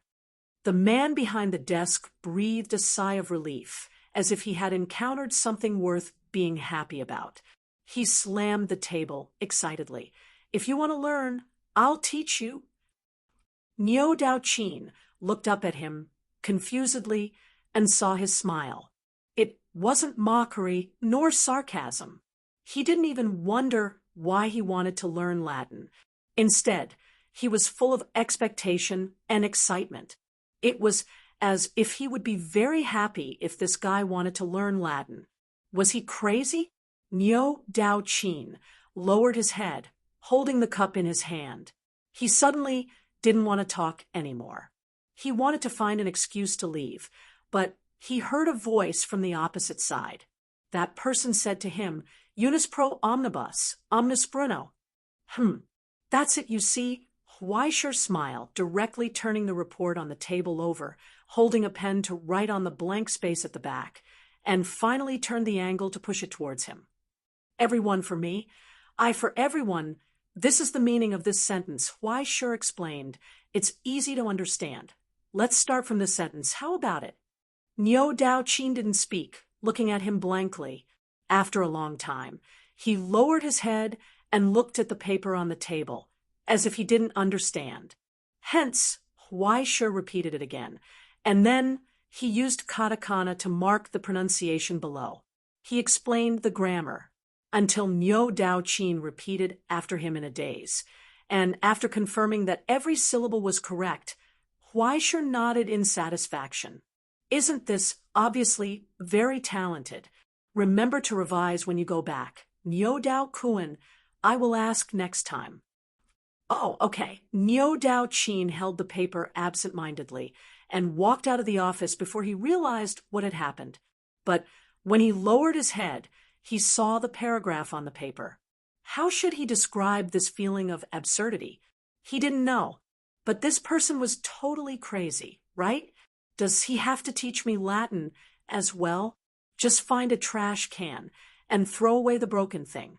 That was what he thought at first, until he accidentally flipped to the front and saw the densely packed transfer records and all kinds of large sums of money. He froze on the spot and subconsciously squeezed the phone in his pocket. But then he subconsciously let go of it. He felt that he might have drunk a little too much and actually said so many absurd things and had so many absurd thoughts. When the slight drunkenness gradually dissipated, he raised his hand blankly and looked at the record in front of him. But the line of words on the back of the paper shone in with the sunlight outside the window. Everyone for me, I for everyone. Someone who would say such things should be crazy, right? What was in the mind of the person who taught this kind of thing? But what's the big deal about those who really memorized it? Was he an idiot? He closed his eyes and couldn't help but want to laugh bitterly. He suddenly felt that there must be something wrong with his brain, just like this Boolsh *T club. He actually realized that there was nothing to be afraid of even if he was sunk into Kyoto Bay in the future. Anyway, mixed-race people would die in the end. There didn't seem to be any difference between dying of illness at the age of 40 and dying suddenly at the age of 25. At worst, he would just run faster when the time came. When he turned his head, he finally mustered up the courage to push open the unlocked door behind him. "Boss Huaiji, after I finish learning this, can you teach me something new?" In the office, the man who was feeding the crow turned his head. Seeing his expression, he smiled happily. The man nodded solemnly as if he was more honored than him and said, "Okay."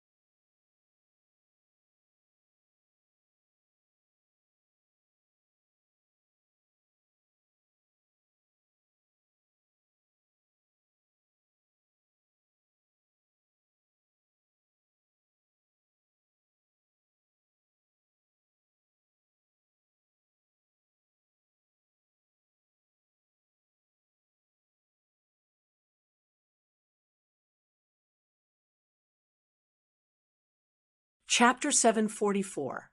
Cheers. With the sound of cheers and applause, the dinner of the Huaisher group came to an end in the middle of the night.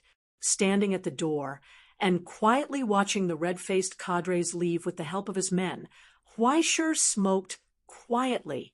After a long time, he looked back at the messy cups and plates in the shop. It was not easy for the waiter to clean up, Do these supreme Taoists really not care about public morals at all? He sighed and apologized to the proprietress. I'm sorry to trouble you again, Miss Jean Jiang. What are you talking about? It's me who needs your care. The proprietress behind the counter laughed.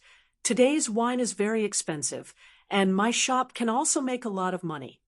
After that, she paused and looked at Huaisher. You haven't eaten enough yet, have you?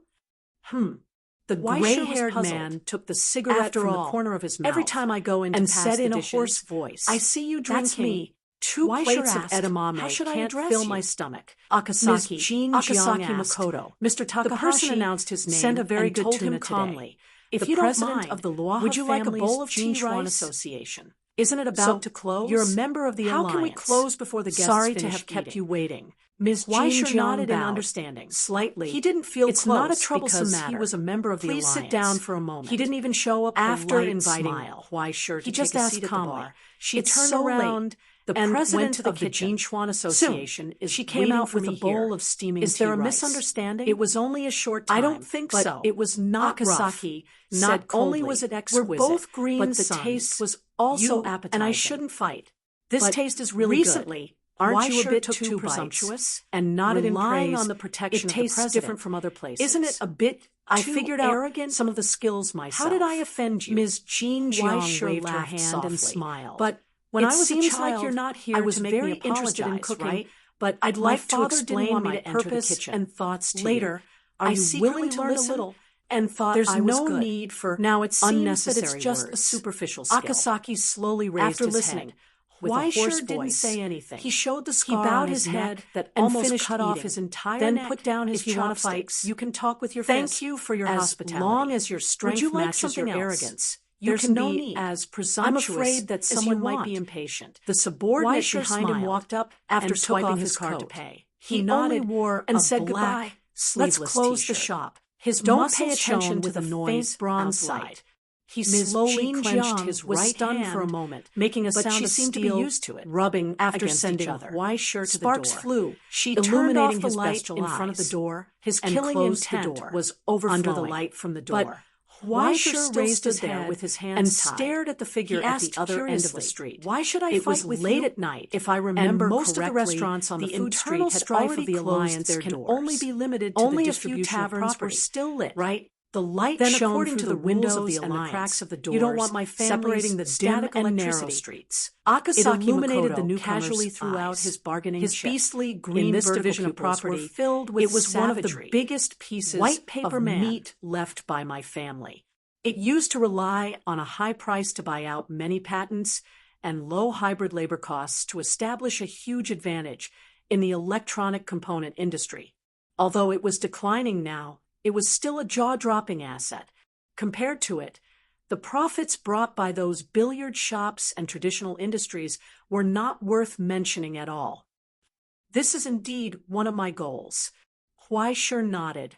However, since you've already taken it, I have nothing to bet with you.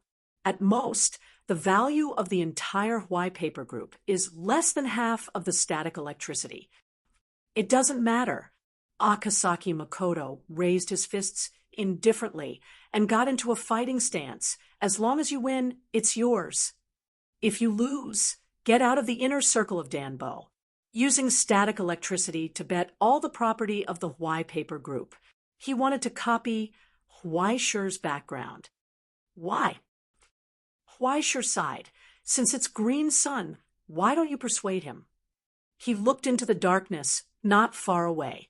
Lawrence, who was smoking decadently, looked up and shook his head with a salted fish face. I want to persuade him, but you have to be willing to listen. Besides, according to the style of the two of you, you're going to fight sooner or later anyway, so it's better to settle things before the conflict intensifies. If you want to fight, feel free to. Before he finished speaking, a roar broke out in the air, like a cannon spewing deadly flames. A burning steel fist was already coming at him. In an instant, Akasaki Makoto crossed a distance of dozens of meters and was already close at hand. After the burning steel fist, his eyes almost burst out with a blazing light. Sliding step, then a straight punch. Huai Shi subconsciously raised his arm to block in front of him, then felt his arm shake and almost lost feeling, and his whole body flew backward. His block was broken, and even the horn stuck to his skull was almost knocked off. This F*King strength was ridiculous. What kind of ghost was this? Huai Shi quickly identified the characteristics of his opponent, trying to find the corresponding evil spirit in Ingzhou mythology. But soon, Akasaki's undisguised aura spread out. It wasn't Ingzhou, American genealogy, third order, Bosh Wadash. It was the largest thing in the world at the beginning of the era described by the Native Americans. It was taller than the tallest tree in the world and swallowed everything on the ground. Its huge appetite was enough to eat everything in this vast world.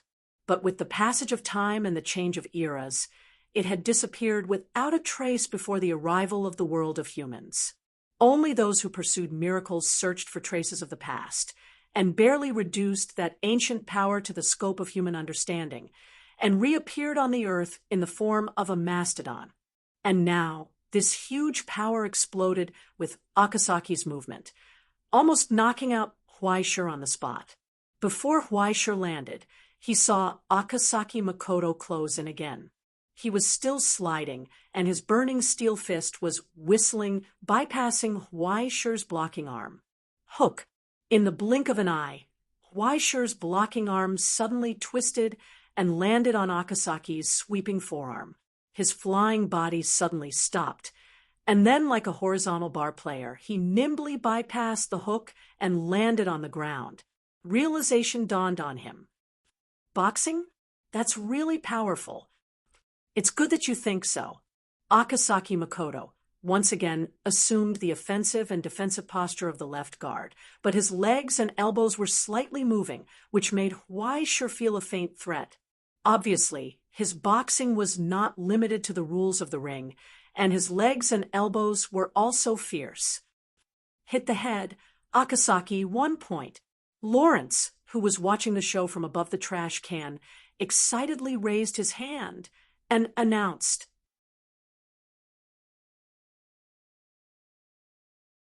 He looked like he was enjoying the show, which made people's teeth ache. They're starting the boxing match. Huai Shi sighed, looked at the cumbersome clothes on his body, and ignored it. Instead, he followed his opponent's posture and assumed a boxing posture. It looked very loose, completely ridiculous, and he muttered something that no one else could understand. It's a pity that I don't listen to much rap. But it's okay, I'm already fired up. Boom! Akasaki slid forward, stirring up a hurricane, and his burning steel fist rushed forward again, aiming at the face exposed through the gap in his arm's defense. Jab.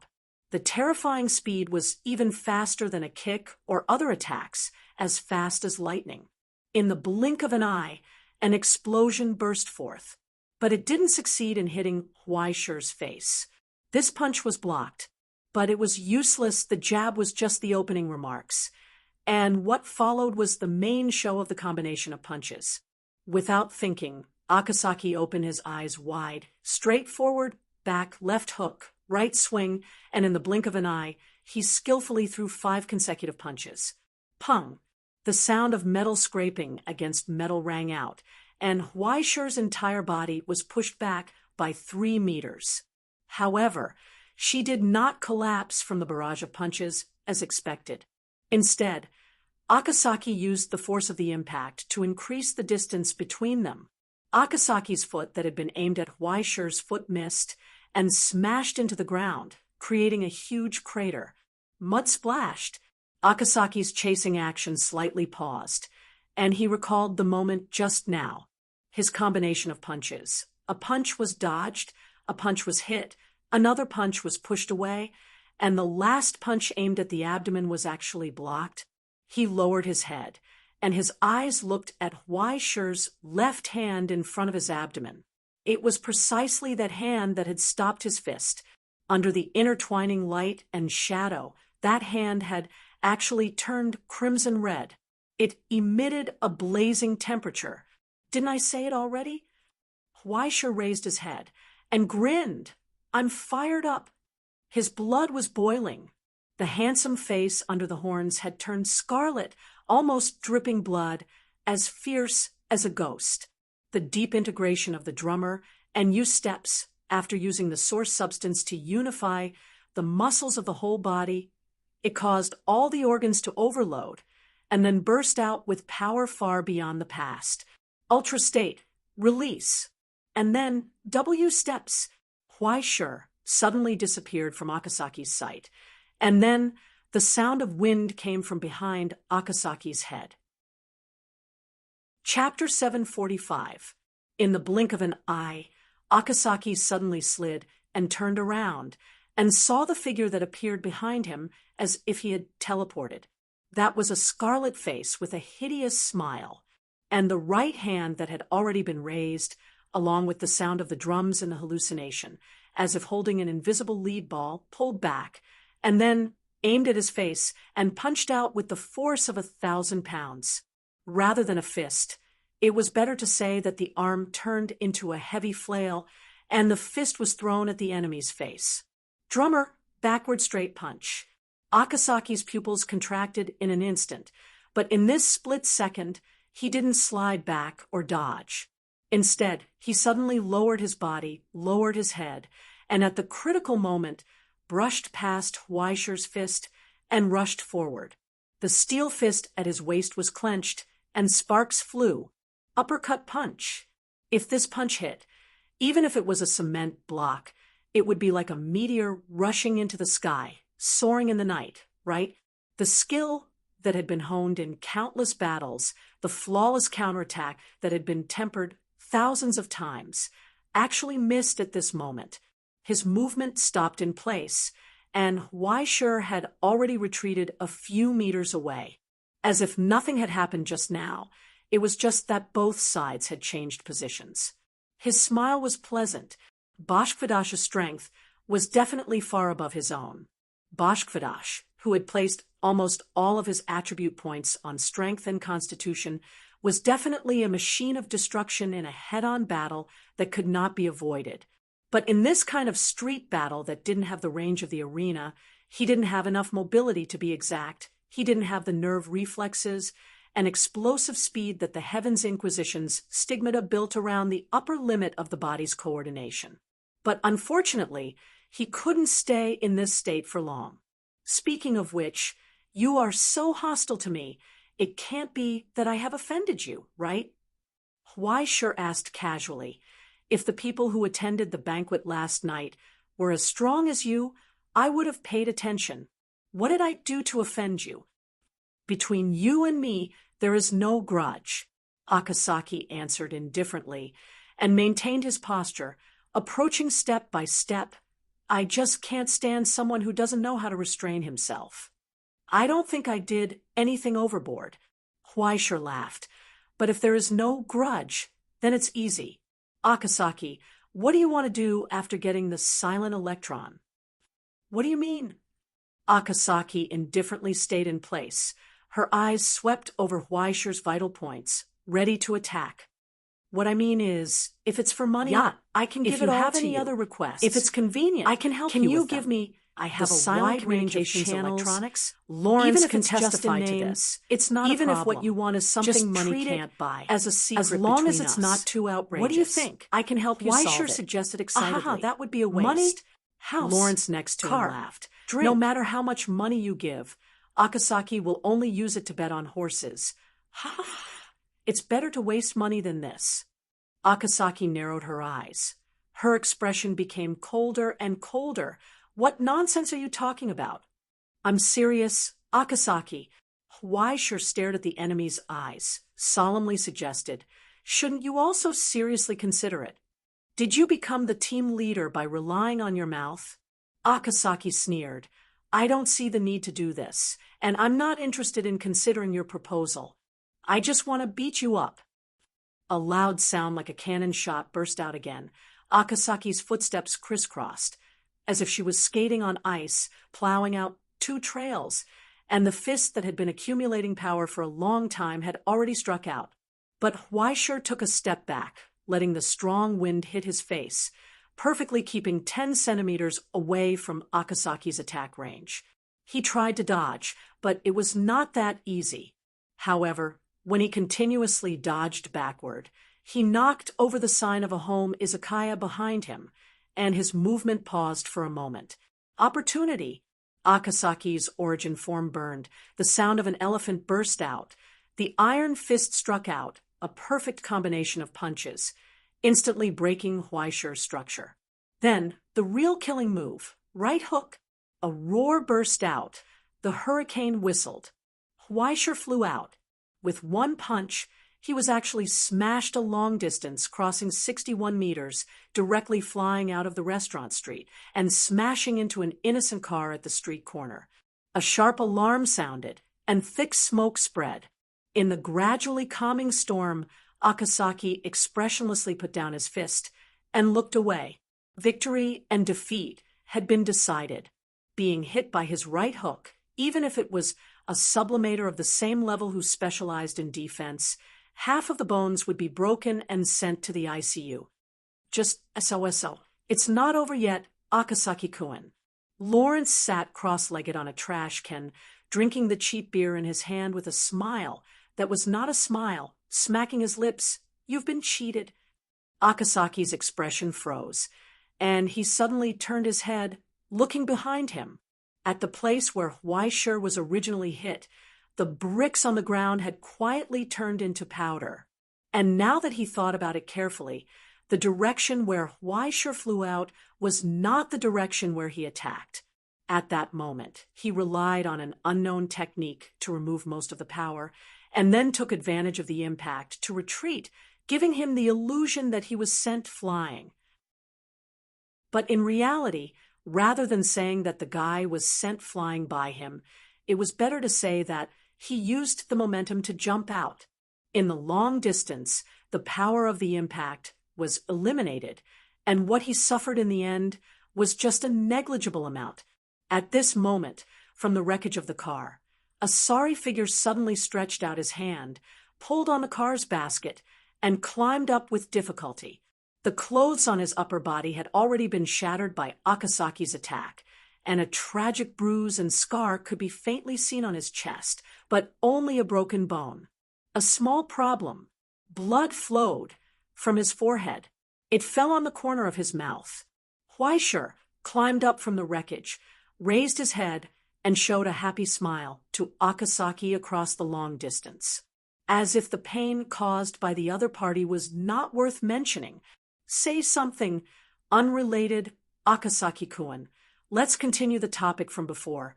Huaishi raised his hand, pulled off the cumbersome rags on his body, and casually twisted his neck in the crisp sound. He said to himself, "Do you know, today in my group, someone told me his dream is to go to school and learn Latin. To be honest, his talent is a bit bad, and his foundation is not solid, but it doesn't matter. I believe that he can become better." He raised his head and said seriously, "Everything can change for the better. It should have changed for the better. I don't have the habit of talking in my sleep with people," Akasaki coldly responded, and once again got into position. "No, I just want to tell you that I want to change everything." Huaishi stepped forward step by step and solemnly said to him, "At least let those who desire change have a chance to start over. Unfortunately, there are too many things I want to do, but my time is too short. I need to get more allies, and I need to win more fame. If you think I'm too presumptuous and offended you, please don't mind. I can say sorry to you. But you need to understand that this place can become better than now. Is there something wrong with your brain?" Akasaki couldn't help but sneer. "Just giving people free beer. And you're already thinking about being a king? If I have to be a king to do these things, I don't mind." Huaishi asked in a matter-of-fact way, "If there has to be a person to do it, why can't it be me?" Akasaki's face froze. Huaishi's voice continued. "The water supply company is just the first step, Akasaki-kun. Clean drinking water, unspoiled food, unexpired medicine, and necessary medical treatment. Those things that can be seen everywhere like air outside the inner circle of Danbo. I want to bring them here. He spoke so arrogantly and dreamily, like a castle in the air. He was just like an ignorant and rebellious person who didn't know how to restrain himself at all. He had an irritating confidence and an unpleasant smile. It's simply irrational. How about it? Akasaki-kun, my proposal just now still stands. Huaisher smiled, stretched out his hand, and invited, this is a rare opportunity. Do you want to join? You're crazy, Huaisher. Akasaki flatly refused, and his expression became colder. I have no interest in your dream talk. If you want power and fame, come and defeat me. He coldly said, it's better to use your fist. Okay. Huaisher nodded his head in agreement. I'll come and get it now. In that instant, Huaisher's body trembled, and his heart pumped, squeezing the nearly boiling blood, releasing a low rumble. It was like the sound of a heavenly drum. The surging blood was ignited, bringing with it a terrifying amount of heat. It wildly surged through his body, squeezing out every bit of his potential. It burned him into a scarlet red color, exceeding the limit once again. In the blink of an eye, the burning demon was already within reach. He grinned, smiling at Akasaki. So fierce, so fast, even faster than before. Akasaki's pupils instantly contracted, and he unhesitatingly swung his fist, but the hurricane was already in front of him. He suddenly pulled back his raised arm, blocking in front of him. Two solid arms came together, like a shield of steel, blocking in front of him. Immediately afterwards, a loud rumble sounded. Not far away, Lawrence's pupils contracted, and his 5 fingers subconsciously clenched, not even noticing the beer on his face. Third, level origin substance fluctuations. Why sure he had advanced? The information from Tengu Mountain was actually true. This guy really was Daitenga's personal disciple. At the same time, Akasaki's heart was filled with shock that was not inferior to Lawrence's. Huaisher's fist had actually shaken his defensive stance. The speed that had erupted in that instant was simply too terrifying, and the strength contained within was not just for show. Even Bashkvadash was shocked, but this was the end. After using all of his strength, there would inevitably be a gap, and then, boom, another loud rumble sounded. Akasaki's eyes widened. In front of him, Huaisher, who had just used all of his strength, did not pause at all. Like flowing water, he naturally raised his fist again and punched the enemy's defense. A straight punch. The power and speed that was not inferior to the previous one exploded once again, forming a fist that was as impressive as wind and thunder. Immediately afterwards, another punch. Left hook, right hook, jab, swing, straight punch. The combination of punches that he had just learned was tested on Akasaki's body. Countless thunderous sounds overlapped, forming a continuous series of loud rumbles. The performance of 1812 Overture had reached its climax. The horn for a counterattack was blown here. The never-ending bombardment had begun. The rumbling continued without end. Akasaki's back was bent, and he stiffly maintained his defensive stance. He was in disbelief, unable to understand, and unable to understand. How could there be such a tyrannical combination of attacks in this world? It was not limited to exploding with power that was several times stronger than the previous punch, but instead pursued a continuous attack, making the impact as vast as a storm to drown the enemy. After abandoning the originally flawed sky-shattering heavens, this was an application style that Huaisher had personally developed on the basis of drummers. Based on the overdrive state, the rhythm changes of the performance method were integrated, and the beat interval represented by each movement and step was compressed to the limit. In the end, it was a torrent of more than 200 beats per second. This kind of attack. Was there really an end to it? Akasaki roared angrily behind the defense of his arms, stubbornly maintaining his defense. How could the body of a sublimator maintain such a terrifying frequency without paying any price? This was simply impossible. No matter how terrifying the technique was, it would be limited by the human body. There was a limit to the human body. No matter how violent the attack was, there would be an end. There would always be an opening. An opening. Behind the narrow gap between his arms, Akasaki's eyes were bloodshot. He stubbornly endured the storm in front of him, waiting for the moment when he would reveal an opening, waiting for the critical moment of victory to arrive. At this moment, behind the defense of his arms, Akasaki sneered. Now, in that instant, Huaishi's right fist paused for a moment in his defense, a short gap of less than 0.1 seconds. The distance between victory and defeat was right here. Akasaki Makoto roared and charged forward. He punched out with his burning fists, and the wind howled as it expanded from the bottom to the top, uppercut. But right in front of him, Huaishi's figure didn't retreat.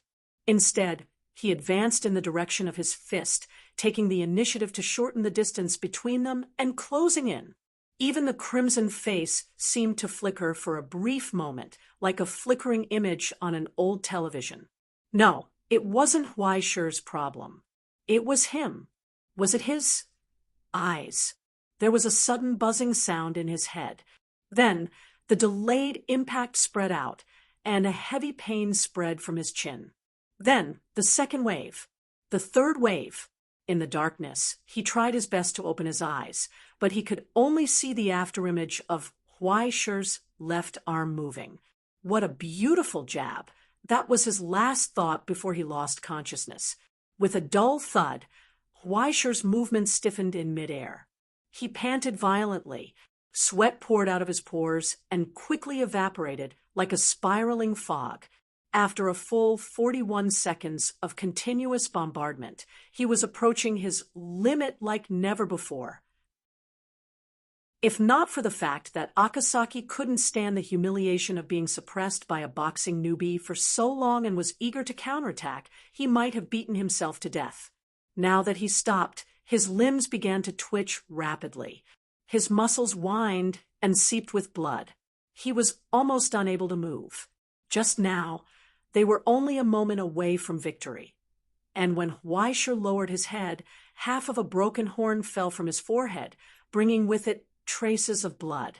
This was the result of being grazed by that punch. Akasaki's biggest mistake was not to counterattack, but to use the uppercut in order to defeat his opponent in one blow. He was too confident that Huaishi had reached his limit and forgot about his speed at that moment when Akasaki attacked. Huaishi launched a counterattack. His target was also his chin. Jab. In the blink of an eye, 3 consecutive punches. At the same distance. The speed of the jab was much faster than any other technique. The impact on the chin instantly spread to the brain. No one's brain could withstand 3 consecutive jabs in such a short period of time. K.O. The winner has been decided. In the dead silence, Lawrence threw away his beer can and applauded for this wonderful boxing match. Amazing, really amazing. As he spoke, he lowered his head and looked at the person on the ground with a strange smile. Akasaki, you don't regret losing, right? On the ground, the unconscious Akasaki twitched and twitched again. Soon, his originally empty eyes trembled, and he woke up from his concussion. After a long time, he finally reacted to everything that had just happened. When he raised his head and looked at Huaishi, his expression became complicated. I lost. Although his tone was defeated, there was no resentment or anger. Akasaki was willing to accept his loss. Silent Electronics is yours. Huaikijin, you can do whatever you want. And he raised his head and glanced at Lawrence. According to our agreement, I will give up my position. In the future, the members of Green Sun in the Alliance will be led by Huaikijin. Huaishi stared blankly for a long time and looked at Lawrence blankly. What's going on? Literally. Lawrence shrugged. Didn't you say yesterday that you wanted Green Sun to support you? In the future, Green Sun's manpower in the Alliance will be handed over to you. A total of 6 groups, 11 or 12 ascendants. Not many. Huaisher stared. I always thought the person in charge was you. Lawrence rolled his eyes. Do I look like I'm working for that old man Simu? Moreover, I'm not a hybrid. That old man is very wary of me. It's just right for me to hand it over to you. So careless. Extreme time, extreme method.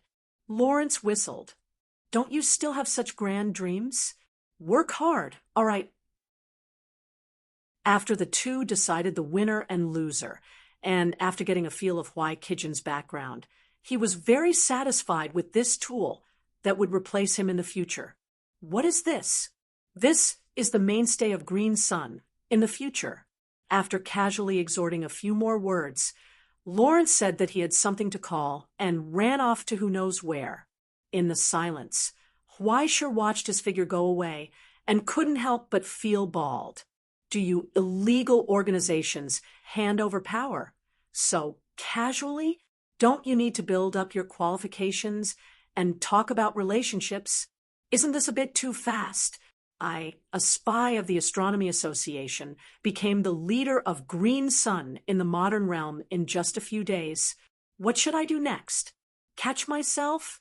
Thinking that he might be caught on the spot by AI Ching in the future, Huaisher's expression twitched. Numb. In the silence, he sighed, turned around, and looked at Akasaki, who was smoking silently. What are you going to do next, Kakasaki-kun? No plans. Akasaki replied coldly. By the way, I don't have the hobby of drinking after a fight with my opponent, so I don't need such invitations. No, that's not what I meant. Huaisher pinched his chin, looked at his conflicted expression, and suddenly laughed. Since the fight is over, then the proposal just now. Do you want to reconsider it? Akasaki frowned. Don't be so cold. Money is easy to talk about, and other things can be discussed. Huaisher reached out his hand and sincerely invited him. How about doing me a favor? Do you want to come together? Do I look like I'll believe your nonsense? Akasaki sneered.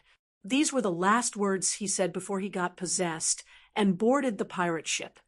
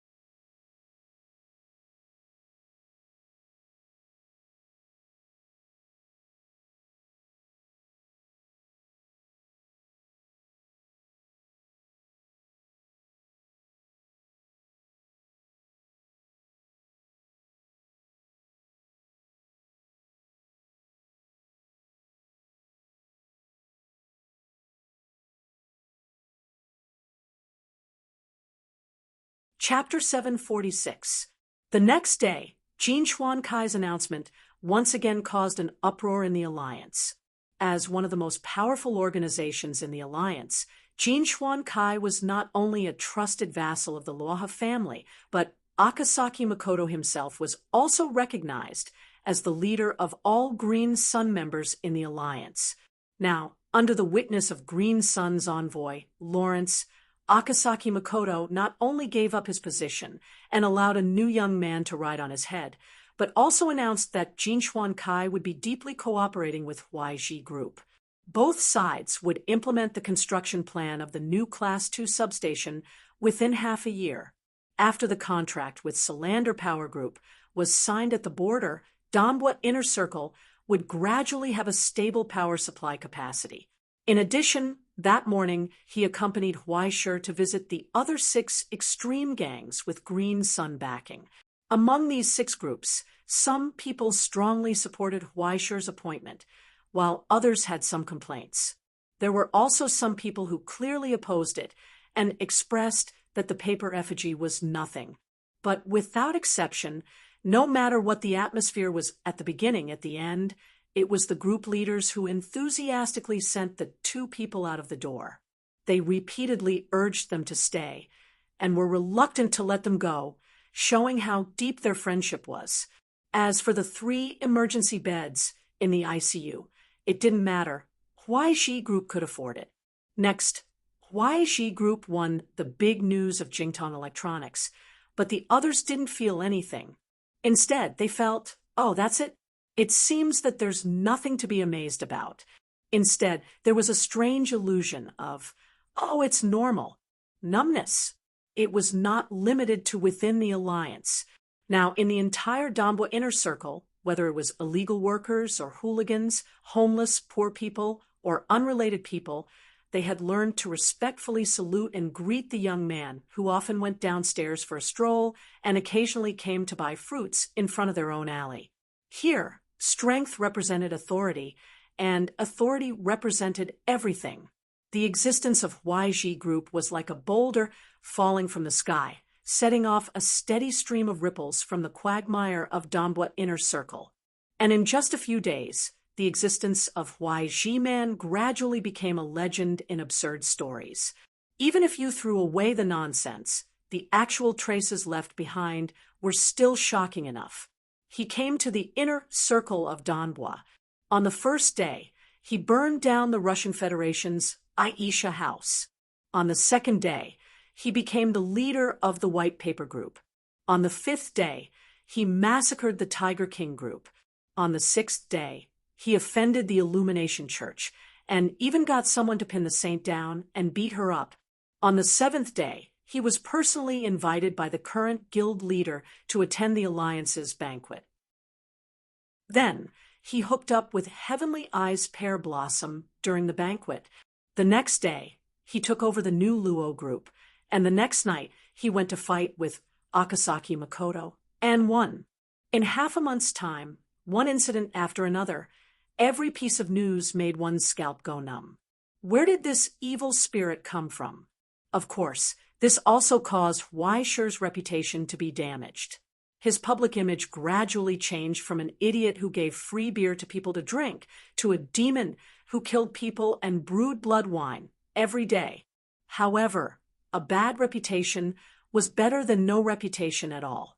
Moreover, in the world of extreme Tao, reputation itself was a part of prestige. Moreover, the existence of the Huaihai Group had gradually begun to show its positive influence in the inner circle of the Pill Wave. Under Huaishir's control, the streets where the Huaihai Group was located were all the cleanest. The standard of the protection fee was the most reasonable, especially after dealing with the people who came to cause trouble.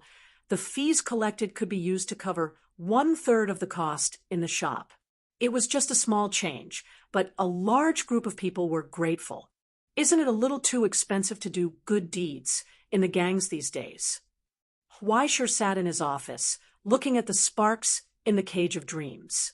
He felt the smooth operation of young Master Ming's destiny, and even he found it hard to believe. The distortion caused by the crows was constantly being corrected by the inner circle of the Pill Wave. Young Master Ming's divinity was achieving a balance between hell and reality. Now, when he walked in the territory of the Huaihai Group, young Master Ming's power had a slight increase and enhancement. Her body felt refreshed, and her perception of evil was also more sensitive. Even the wind outside the window was much more refreshing. It was as if he was lying in his own backyard, incomparably comfortable and peaceful. Under his efforts over the past few days, the origin substance projections of the Huaihai Group in the Cage of Dreams had gradually become clearer, and the number of projections had also increased along with the increase in favorability. The number of members whose favorability with the Huaiheim group had increased from 30 to 70. In other words, Huaishur already had 73 members who were absolutely reliable and could borrow the power of the crows at any time. And if Huaishur continued to cultivate carefully, even more reserve members could be turned into regular members. I feel like something's not right. Huaishur rubbed his chin, carefully examining the cage of dreams. He suddenly felt like there's something wrong with young Master Ming's stigmata, right? With young Master Ming's stigmata as a foundation, this kind of a legal organization was far too easy to manage. It was far too convenient. Not only could he check their favorability and loyalty at any time with the foundation from before, as well as the divinity's influence, as well as other aspects of negotiation, young Master Ming had a strong passive effect. When Huaishur intentionally used it, the effects were so good that they couldn't even be described as ridiculous. Did you just realize? Tangi's handwriting appeared on Fate. This is the proper way to use it. Otherwise, did you really think that young Master Ming was running a zoo in hell? Is he? Huaishur felt like his brain wasn't enough to process all of this. Do you remember what I said before? Heaven's Inquisition, in celestial genealogy, is a support stigmata and is in charge of logistics. Its core power is sharing. Tangi helplessly reminded him. Luckily, you're in the deluxe version. Otherwise, with your Berserker playstyle, this account would have been destroyed a long time ago. The proper way to use it is, starting from the first stage, Spirit Ritual, you can spread malice and ashes. When you reach the second stage, Mountain Ghost, you can nurture and level up, sharing life force. When you reach the third stage, Young Master Ming, you can combine the two and nurture the growth of a large group. At the same time, you can further share this power. Otherwise, why would I have you gather all 4 types of enlightenment before advancing? The birth of life, the true essence of nothingness, the connection of souls, yesterday's illusion. At this point, her handwriting became playful. Take a guess. What was the power you used on Shangye a few days ago called in ancient times? Huaishur was stunned and carefully recalled. After receiving Iron Crow's buff, Shangye's physical strength doubled. He was full of energy and had infinite strength. He was almost comparable to an ascendant who had finished puberty. If his large group could transform further, it would be like indirectly bestowing a stigmata. It was just that they hadn't completely merged into one, and there was no qualitative change. Invulnerable to swords and spears, invulnerable to fire and water. Wasn't this like inviting a god to possess him? Wait, his whole body went numb. God, fight. Yes, he didn't need to think to know how much Tangi was gloating. Are you stupid? This is a stigmata with missionary specialization. It's a necessary divine skill for illegal clans. It's most suitable for people like you who rely on their faces to make a living. It's a waste of talent to use it as an idol. You don't think that illegal clans only include triads, right? No way. No way, right? If this was in ancient times, you would have long been a saint, a leader, or a living demigod. Unfortunately, you were born in the wrong time. Ha ha ha ha ha. In silence, Huaishur closed the Book of Destiny. Then he took out the rope of sorrow and wrapped it around a dozen times. He didn't want to talk to this layers of locks. When Downhill walked into the office, he saw his team leader's salted fish face. He was so scared that he almost jumped up. Boss, what happened to you? He subconsciously wanted to reach for his gun. He looked around, suspecting that there was an enemy attack. No, it's nothing. Huaishur waved his hand dispiritedly. I just happened to realize that the direction I'm working hard in and the area I'm good at seem to be a little different. Life is so mysterious. Downhill, this strange sense of impact. Is it only like this in childhood? Or is it always like this? Downhill had 100,000 question marks on his head. Then he turned around and made sure that he had closed the door behind him. If the group of people outside who were promoted to be team leaders from birth saw this, their faith would probably collapse. What did he want to say? Ahem, team leader. Downhill squeezed out a serious expression with difficulty. The team leaders of the Fushan Group, CI Xing Group, and Wang Tang Group have arrived. What do you think? Oh, yes. Yes. Huaishur finally woke up. He propped himself up from the chair and rubbed his face. Where are we? In the reception room. Downhill said, I think those people are a little bit unfriendly. Do you think? No, since they are willing to come, there is a possibility of negotiation. There is no need to threaten or coerce them. Otherwise, what's the difference between a gang and a gang, right? Downhill's face twitched, and he looked at his team leader's smile. You were definitely going to say gangsters, right? Earlier, in the headquarters of the Fushan Group, there was a gloomy fog in the conference room. Several team leaders who received the appointment sat in chairs, smoking in silence, frowning, and no one spoke. In the long silence, the president of the Fushan Group finally couldn't stand it. He put out the cigarette and coughed twice. I think this wave of people from the YG Group came with bad intentions. Who said not? It's unsettling. Yes, yes. The other team leaders nodded their heads one after another, but no matter what they said, it was as if their mouths were stuffed with a tape recorder. There was nothing useful at all, but everyone could feel that the pressure was great. Speaking of which, this matter was too strange. Everyone was doing well at home. They were happily collecting the protection fees. Although they did not earn much money, they won in terms of stability. Their days were quite comfortable. A few of the team leaders inexplicably received a transaction proposal from the YG Group at the same time. They wanted to exchange a few high-end shopping malls, shops in bustling areas, and more profitable sites nearby for the vegetable market in their own territory. Chapter 747. The Vegetable Market. Damn it, why? Why would you trade a rich place for a vegetable market? Are you out of your mind?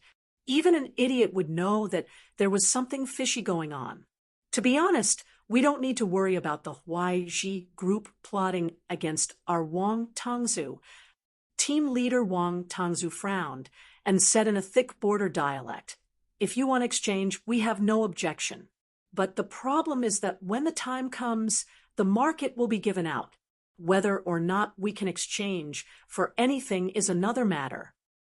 The Xixing Association also nodded. This is really strange. Yes, yes. In the end, the leader of the Huangxiang Group, who had run out of words, could only repeat and nod in agreement. But we don't dare not to trade. The president of the Fushan Society said with a sad face, Our business is small, and it's not even as big as the Jinchuan Society. What if we annoy that crazy murderer and he comes to find us at night? It's very dangerous. We have to be careful. Yes, yes. The leader of the Huangxiang Group continued to nod and awkwardly repeated what he just said. For now, please listen to me. The president of the Fushan Society heaved a long sigh. It seemed that it was impossible to count on these fools to have any ideas, so he had to do it himself. He immediately proposed, In my opinion, it is impossible not to change it, but how to change it is a problem. Indeed. Wang Tangzu nodded. This is the easiest place for problems to happen. Yes, yes. The leader of the Huangxiang Group had given up thinking. Everyone here knows that the Fushan Society has a little relationship with the Huangchuan family. The old master even left us a little friendship. We don't need to be afraid of the YG Group. The president of the Fushan Society showed a trace of fierceness in his eyes. So, in my opinion, since the YG Group is up to no good, we don't need to follow the rules of the Jianghu. Didn't they want to trade? Give them more things. No matter whether they give them or not, after signing the contract, We'll go to the Huangchuan family and ask the master to make the decision for us. I don't believe that the YG group dares to go back on their word. What a brilliant plan. The president of the Cixing Association heard this, and his eyes lit up. It's a good idea. That's right, that's right. Then the president of the Fushan Kai finally raised his eyes and revealed his fox tail. However, since it was me who stepped in and used my favor, shouldn't I take more of the property when the time comes? Seeing that someone wanted to touch their cake, the others immediately became vigilant. There's room for discussion. Indeed, we should discuss the ratio carefully. That's right, that's right. In short, although there were some bumps, this matter was finally settled successfully. All the groups joined forces to fight against the hegemony of YG Group. They wanted to snatch a piece of meat from this exchange. Therefore, from the moment they entered the reception room, this group of old fellows did not give them any good looks. Instead, they commented on the outdated decorations around them with disdain. After taking a sip of the tea, he clicked his tongue twice and threw it to the side. He scoffed. Just like that, he waited quietly. Gradually, the footsteps outside the door approached.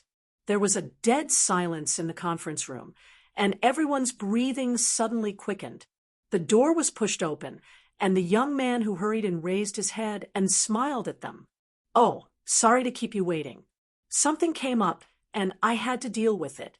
You didn't wait too long, did you?" "Humph, you actually let us," the president of the Fukuyama Society snorted, and then the young man looked at him. Quiet and tranquil, pure darkness surged in that pair of eyes. They were exquisite like ink-colored gems, suffused with a light that made people feel uneasy. The curved horns on his head were like those of an evil spirit, but one of the horns in front of his forehead was already broken.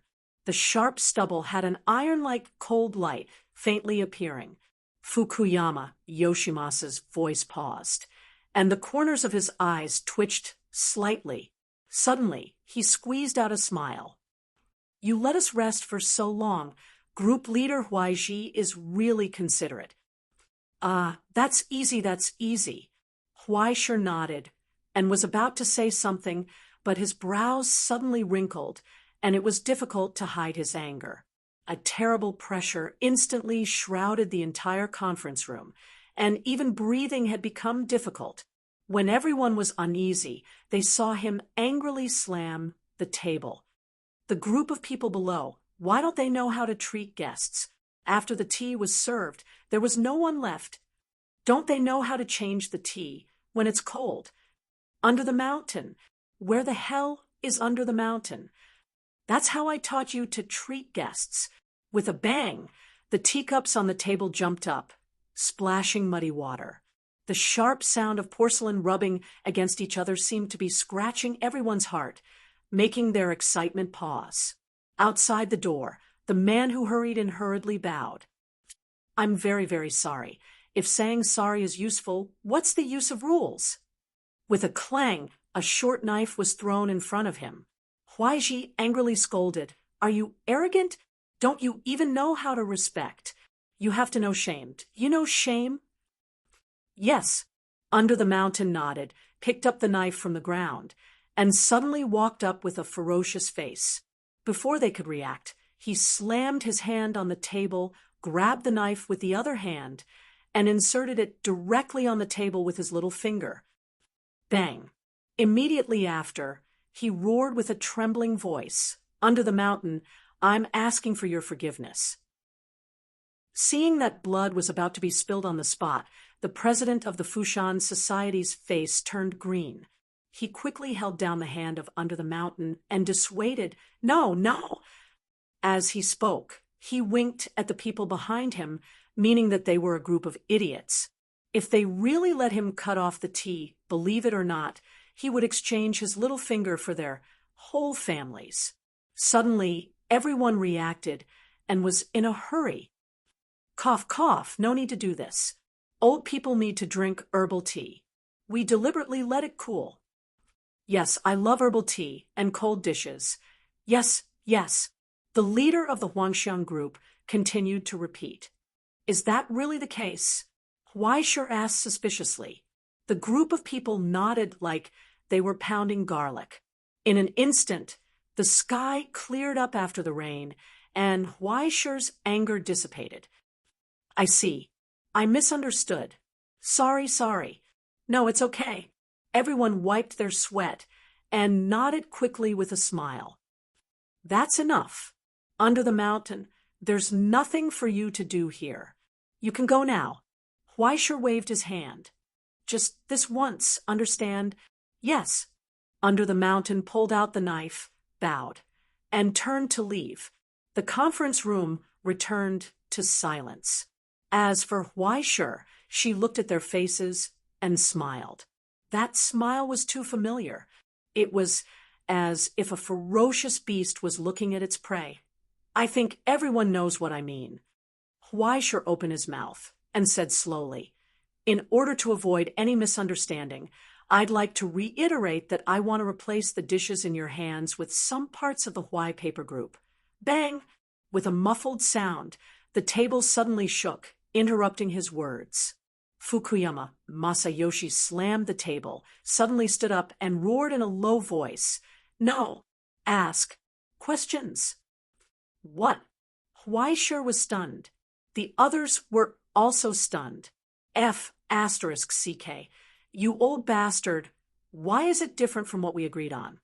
Well, President Fukuyama, there's no need to be so agitated. Huaishur said, think carefully. Bang.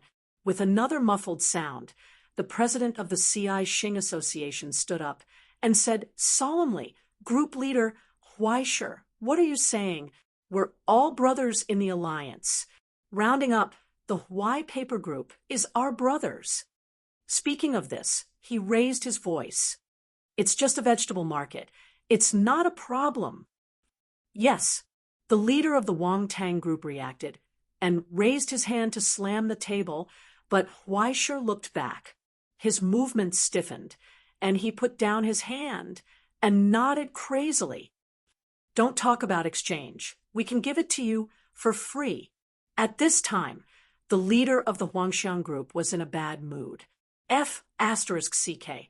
Why are you guys so different from what we agreed on? What kind of medicine did you take? Even the biker gang in the foolish company can't turn around as fast as you guys. Most importantly, you guys have said all the good words. What the F***CK do you want me to say? In the dead silence, under everyone's gaze, the leader of the Huangxiang group stuttered for a long time. His face turned red, and finally he straightened his neck and opened his eyes wide. Me too. Thus, the dust settled. Today was another day for the repeater to make a killing. Then take care, everyone. I won't send you off. After signing the agreement and signing it in black and white, Huaishur smiled and sent the group leaders all the way to the door. The group leaders also warmly said goodbye again and again. Just like this, they watched the group of old men leave. At this time, Yamashita came out from the corner again and looked in the direction of the group of old men. He snorted coldly. A group of idiots still thinking of extorting money from the Huai paper group. Seems like they know what's good for them. Huaishur shrugged. He suddenly felt regretful that he didn't have a chance to break a boulder on his chest that he arranged. Thinking of this, he tilted his head and pointed to the back. Quickly tell Takamura that the boulder breaking program is canceled. Don't let Yeshima stand in the yard shirtless. Isn't he cold? Turning back, Huaishur ordered Otaku to quickly implement the land exchange. After stamping it and sending it to the president, the next stage of the market transformation and vegetable supply bidding could begin. The supermarkets in Yingzhou had always had problems. The vegetables on the shelves were all small boxes, and they didn't even want to sell the defective products that had fallen leaves. They were simply crazy. They weren't spoiled, and it wasn't like they couldn't be eaten. Anyway, It was better than buying rotten vegetables, dead fish, and stinky shrimps next to the smelly gutters filled with mosquitoes and flies. When the time came, he could get a batch of defective products at a low price and sell them at a discount.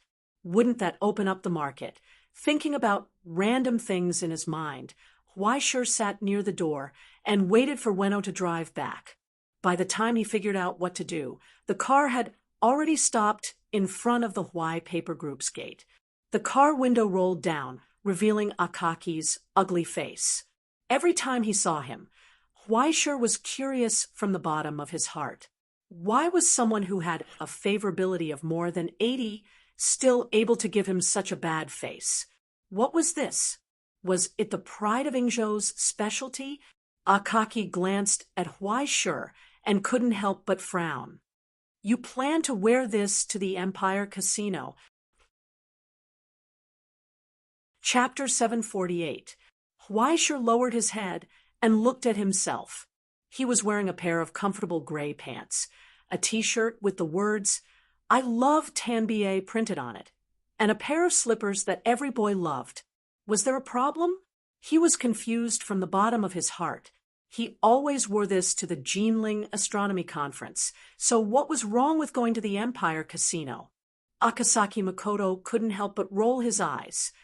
Whatever. Get in the car. It's almost time. The Empire Casino is closed for the day. It's already closed. It's not just for me. He got up, patted the dust off his body, and got into the car. I don't understand you guys. It's only a 10-minute walk, but you still have to take a car. You guys have too much money to burn. Akasaki Makoto rolled his eyes and was speechless. The Empire Casino Hotel was not far from the Donbua Inner Circle. It stood in the middle of the busiest street in the entire Donbua Inner Circle, towering into the clouds. When countless neon lights lit up, the gorgeous lights shone in all directions, like a lighthouse for gamblers. It was the only place in the dark area that shone with light. There were no shacks or run-down streets here. It was clean and peaceful, as if they had come to another world. The bright streets were filled with warm smiles. Those half-breed vagrants who looked ragged and ruined the appearance of the city couldn't walk within 2 streets at all, under the unified control of the 5 big shots. This place had always been the most glamorous place in Donbua's inner circle. At the same time, it was also a place to earn huge amounts of money from the outside world. It was as if they had come to another world in a trance. Everything was so dazzling, and even the air was filled with a strong fragrance. Behind the fountain square, on the towering steps, a magnificent door slowly opened. Mixed-race attendants, who were specially selected for their appearance, respectfully welcomed the two into the huge hall. A huge crystal lamp hung from the specially raised ceiling, and it shone evenly, illuminating the huge and exquisite oil paintings around them. The sound of a piano echoed in the sound of a gurgling stream. Her sweet laughter filled his ears. Huaishur froze in place, her eyes widening in confusion. I should have told you to change your clothes. Akasaki Makoto couldn't help but sigh. Now it's awkward, isn't it? In the entire hall, Huaishur was the only one who was wearing a t-shirt and shorts. He felt the countless strange gazes around him. When he turned around and looked around, he saw beautiful women in the lounge area of the hall. Some were mature and elegant, some were sweet and fragrant, and all of them were dressed differently. They were scattered on the sofa.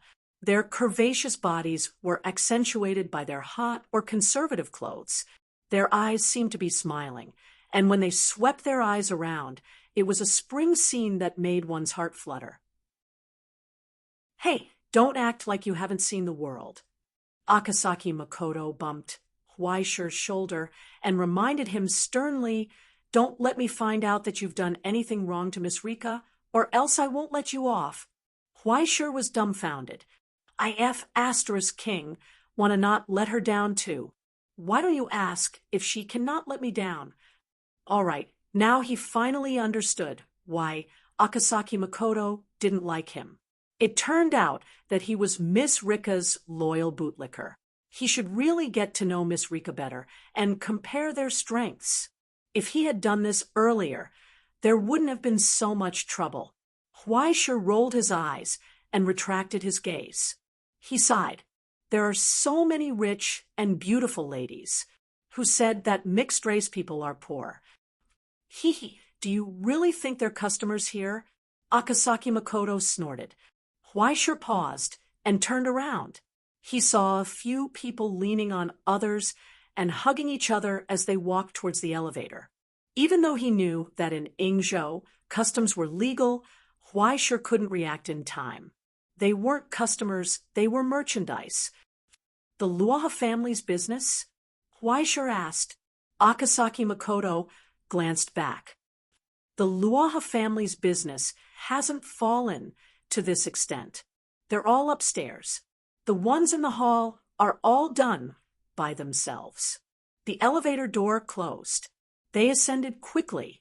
After the attendant swiped his card, they went all the way up and soon arrived at the entrance of the casino. After verifying their identities, the entrance that was no longer open to the public actually opened. It was noisy inside the huge venue. However, there was a fierce aura coming and going. They didn't seem to be good people. They were all extreme.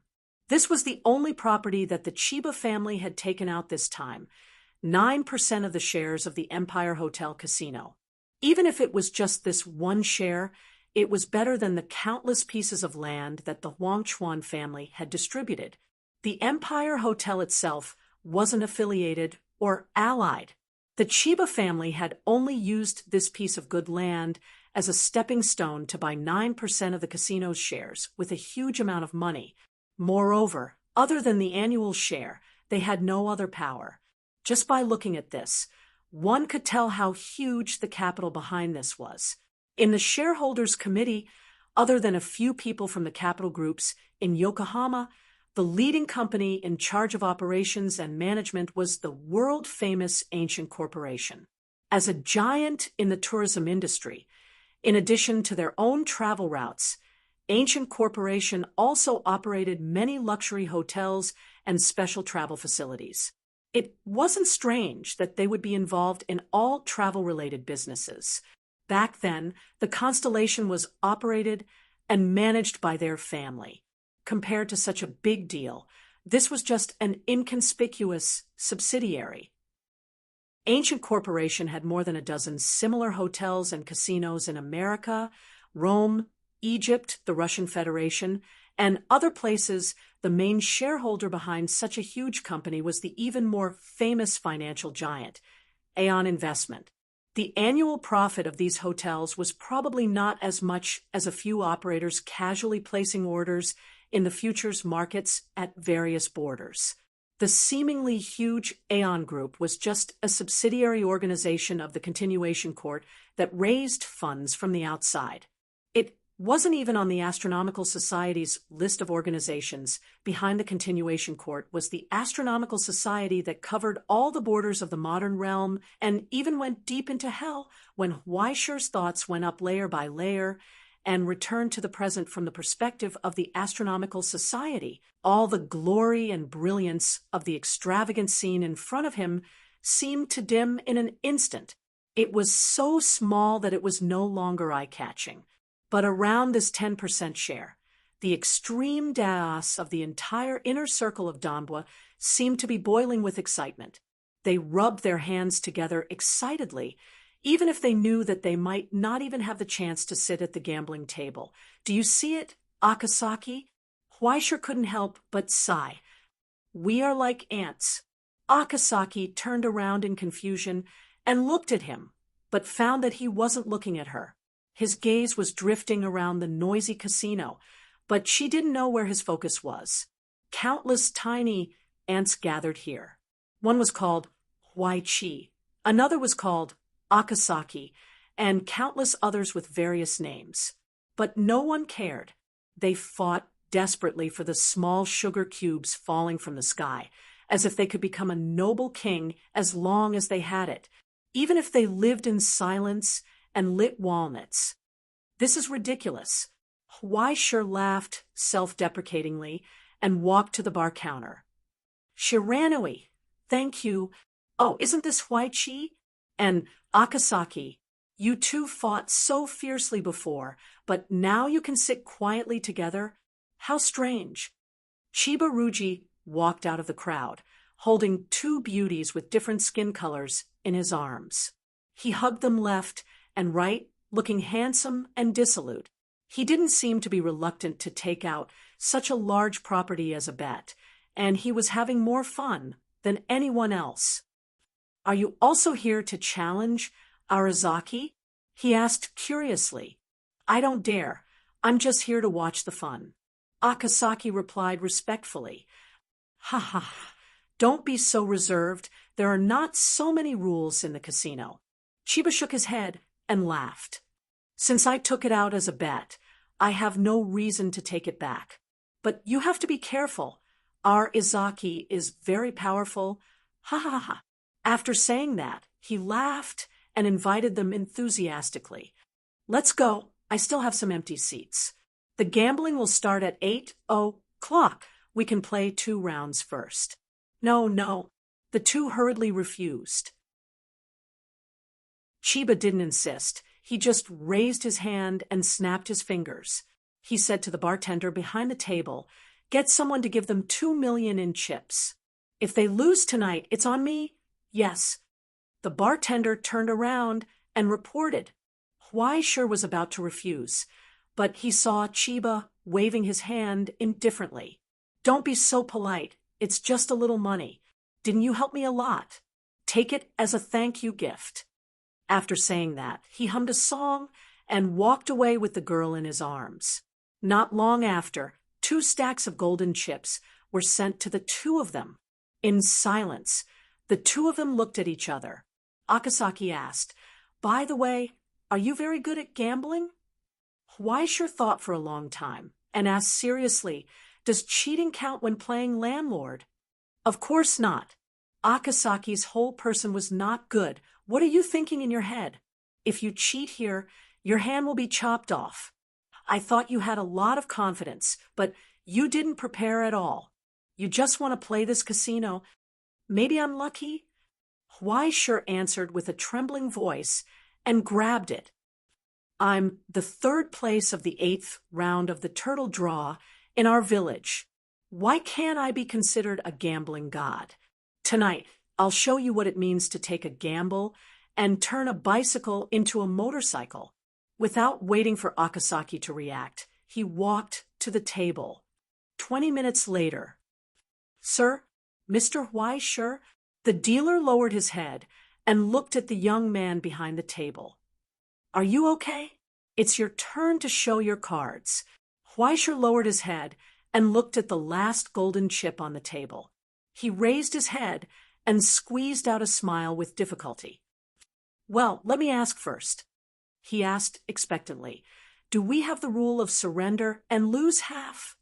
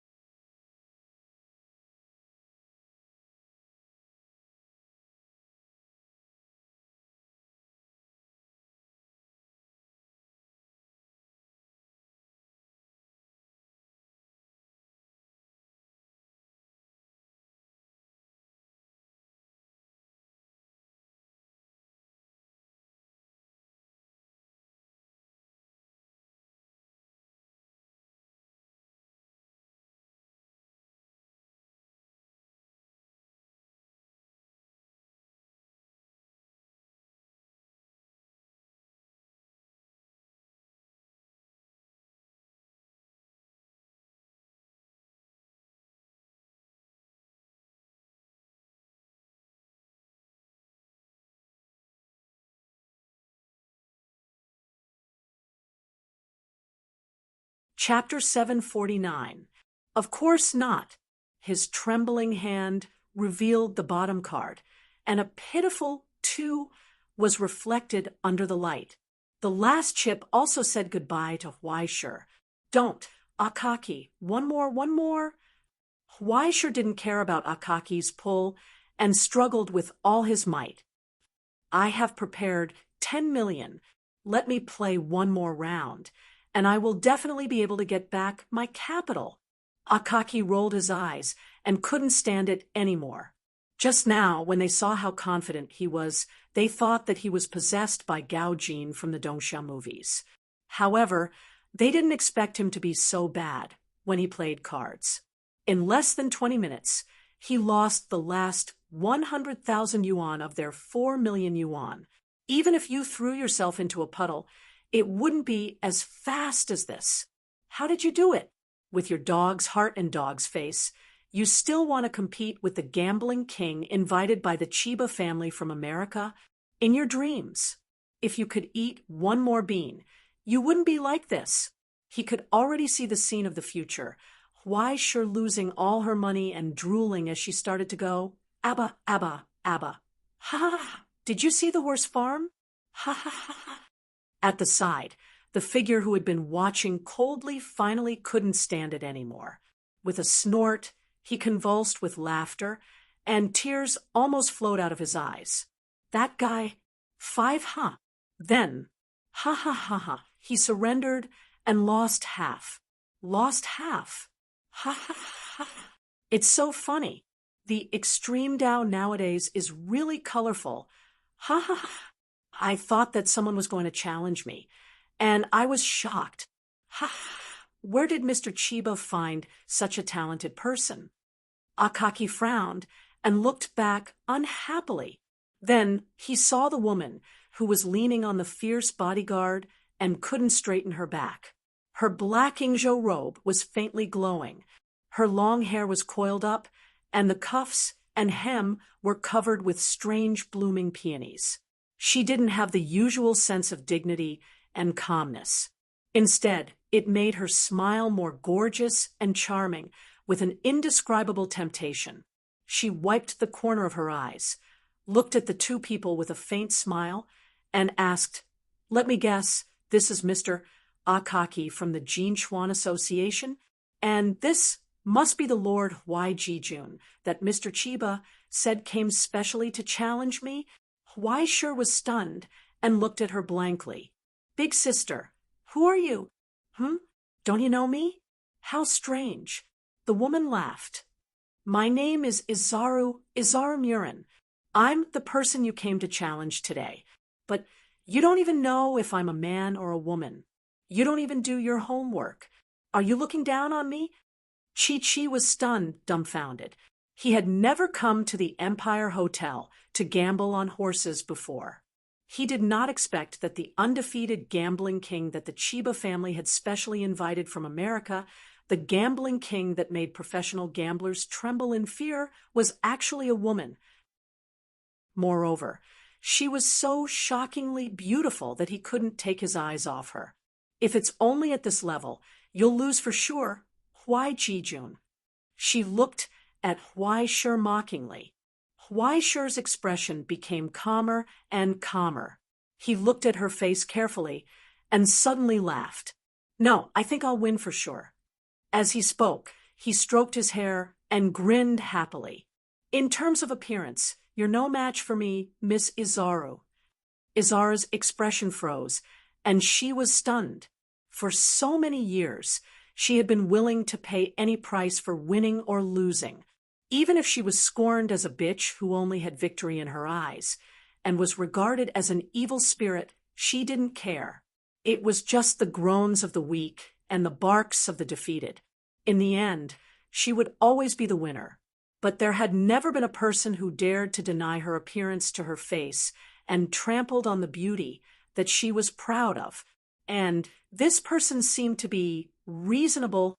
Her smile froze for a moment, and then she became indifferent. "Just being good-looking is useless in gambling, Lord Huai Jijun. I used to like your face a lot. Thank you for the compliment. I like it too. Huaishir shrugged. It doesn't matter whether you win or lose. Being happy is the most important thing. Besides, winning or losing is only temporary, but beauty is permanent. By the way, I have a skincare trick here. Do you want to exchange it later? In the silence, Izaru sneered. When I win all your clothes and make you run out naked, I will consider your proposal. After that, she turned and left, but she heard Huaishir's voice behind her. Mrs. Izaru, her footsteps paused slightly, and she looked back. But she saw Huaishir's solemn and serious expression, as if he was looking at the silly child next door leaning on the railing. He said to her seriously, "Strip mahjong is illegal." That's how the conversation died, with anger all over her body. Izaru flicked her sleeves and left. When Huaishir looked back, he found that Akasaki was standing far away. "What's wrong?" he asked curiously. "Nothing. I just don't want others to think that the person running naked is familiar with me." Akasaki reminded him seriously, "Huaishir, there is still some time before the game starts. If you run now, it's not too late." Huh. Huaishir shook his head disdainfully and sneered. "Do I look like someone who is afraid of running naked?" That's how the conversation died again. Until the game started, Akasaki didn't talk to him again. Instead, she was thinking about when to hit this bastard with a stick and how to beat him after putting a sack on him. In this way, as time gradually passed, the casino became more and more noisy. Until 8 o'clock sharp on the center stage, the drunk Chiba leaned on two different women and raised the microphone. "Aya, is everyone here?" He was beaming with joy. "You all look quite energetic. So let's cut the chatter. Is everyone ready?"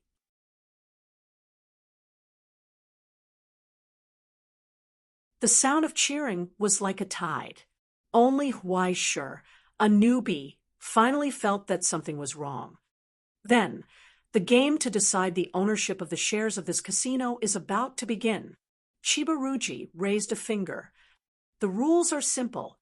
After 12 o'clock, the shares will belong to whoever wins more money. Let's cut the chatter and begin." He was not as long-winded and cumbersome as Sheng Tianmu. He was even more impatient than the people below the stage. Qian Yiruji raised his head and drank all the liquor in his glass. Then he spread his arms. Amidst the enthusiastic cheers, the melodious piano and jazz music started playing again. Meanwhile, the naked dancers walked onto the stage in groups. The waiters who had been waiting by the side with trays for a long time quickly entered the venue and distributed the chips in their hands to each gambler. Everyone who came here today was allowed to enter the venue, regardless of the identity of the person. If they were found to have cheated, they would be disqualified on the spot. The casino would provide each person with 5 million yuan of special chips, which were only used for this game and could not be exchanged. They would only be used for planning after the game. However, the casino did not prohibit the two parties from raising the stakes during the game, but the final tally would not admit the amount. Gambling wasn't just limited to poker, bridge, and Texas Hold. It included dice, mahjong, pai gow, dogfighting, boxing, horse racing, and so on. In this place, anything that could be used to gamble could be found everywhere. You could even catch someone to draw a turtle or bet on the gender of the next person who passed by the door, as long as someone was willing to play with you. Huaishir began to tremble under the malicious gazes from all directions. What should I do if I am targeted by the big shots as soon as I enter the group? I feel like someone needs help. Every time Huaishir needed help the most, a cheerful voice would ring out in his head. Tangi's figure appeared from the darkness and whistled with a cheerful smile. "You have a way." Huaishir was overjoyed. "Seriously, do you need to take some time to change your bad habit of running forward when your brain is hot?" Tangi sighed. "You only remembered that you don't know how to play cards when you arrived at the casino. Is your reflexes a little too long?" It's too late to react. I can't just and run away now, right?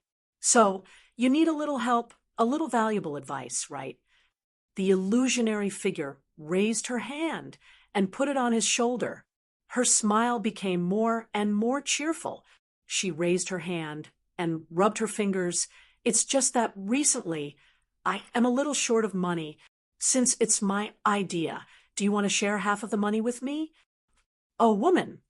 Weisher sneered. What are you thinking about?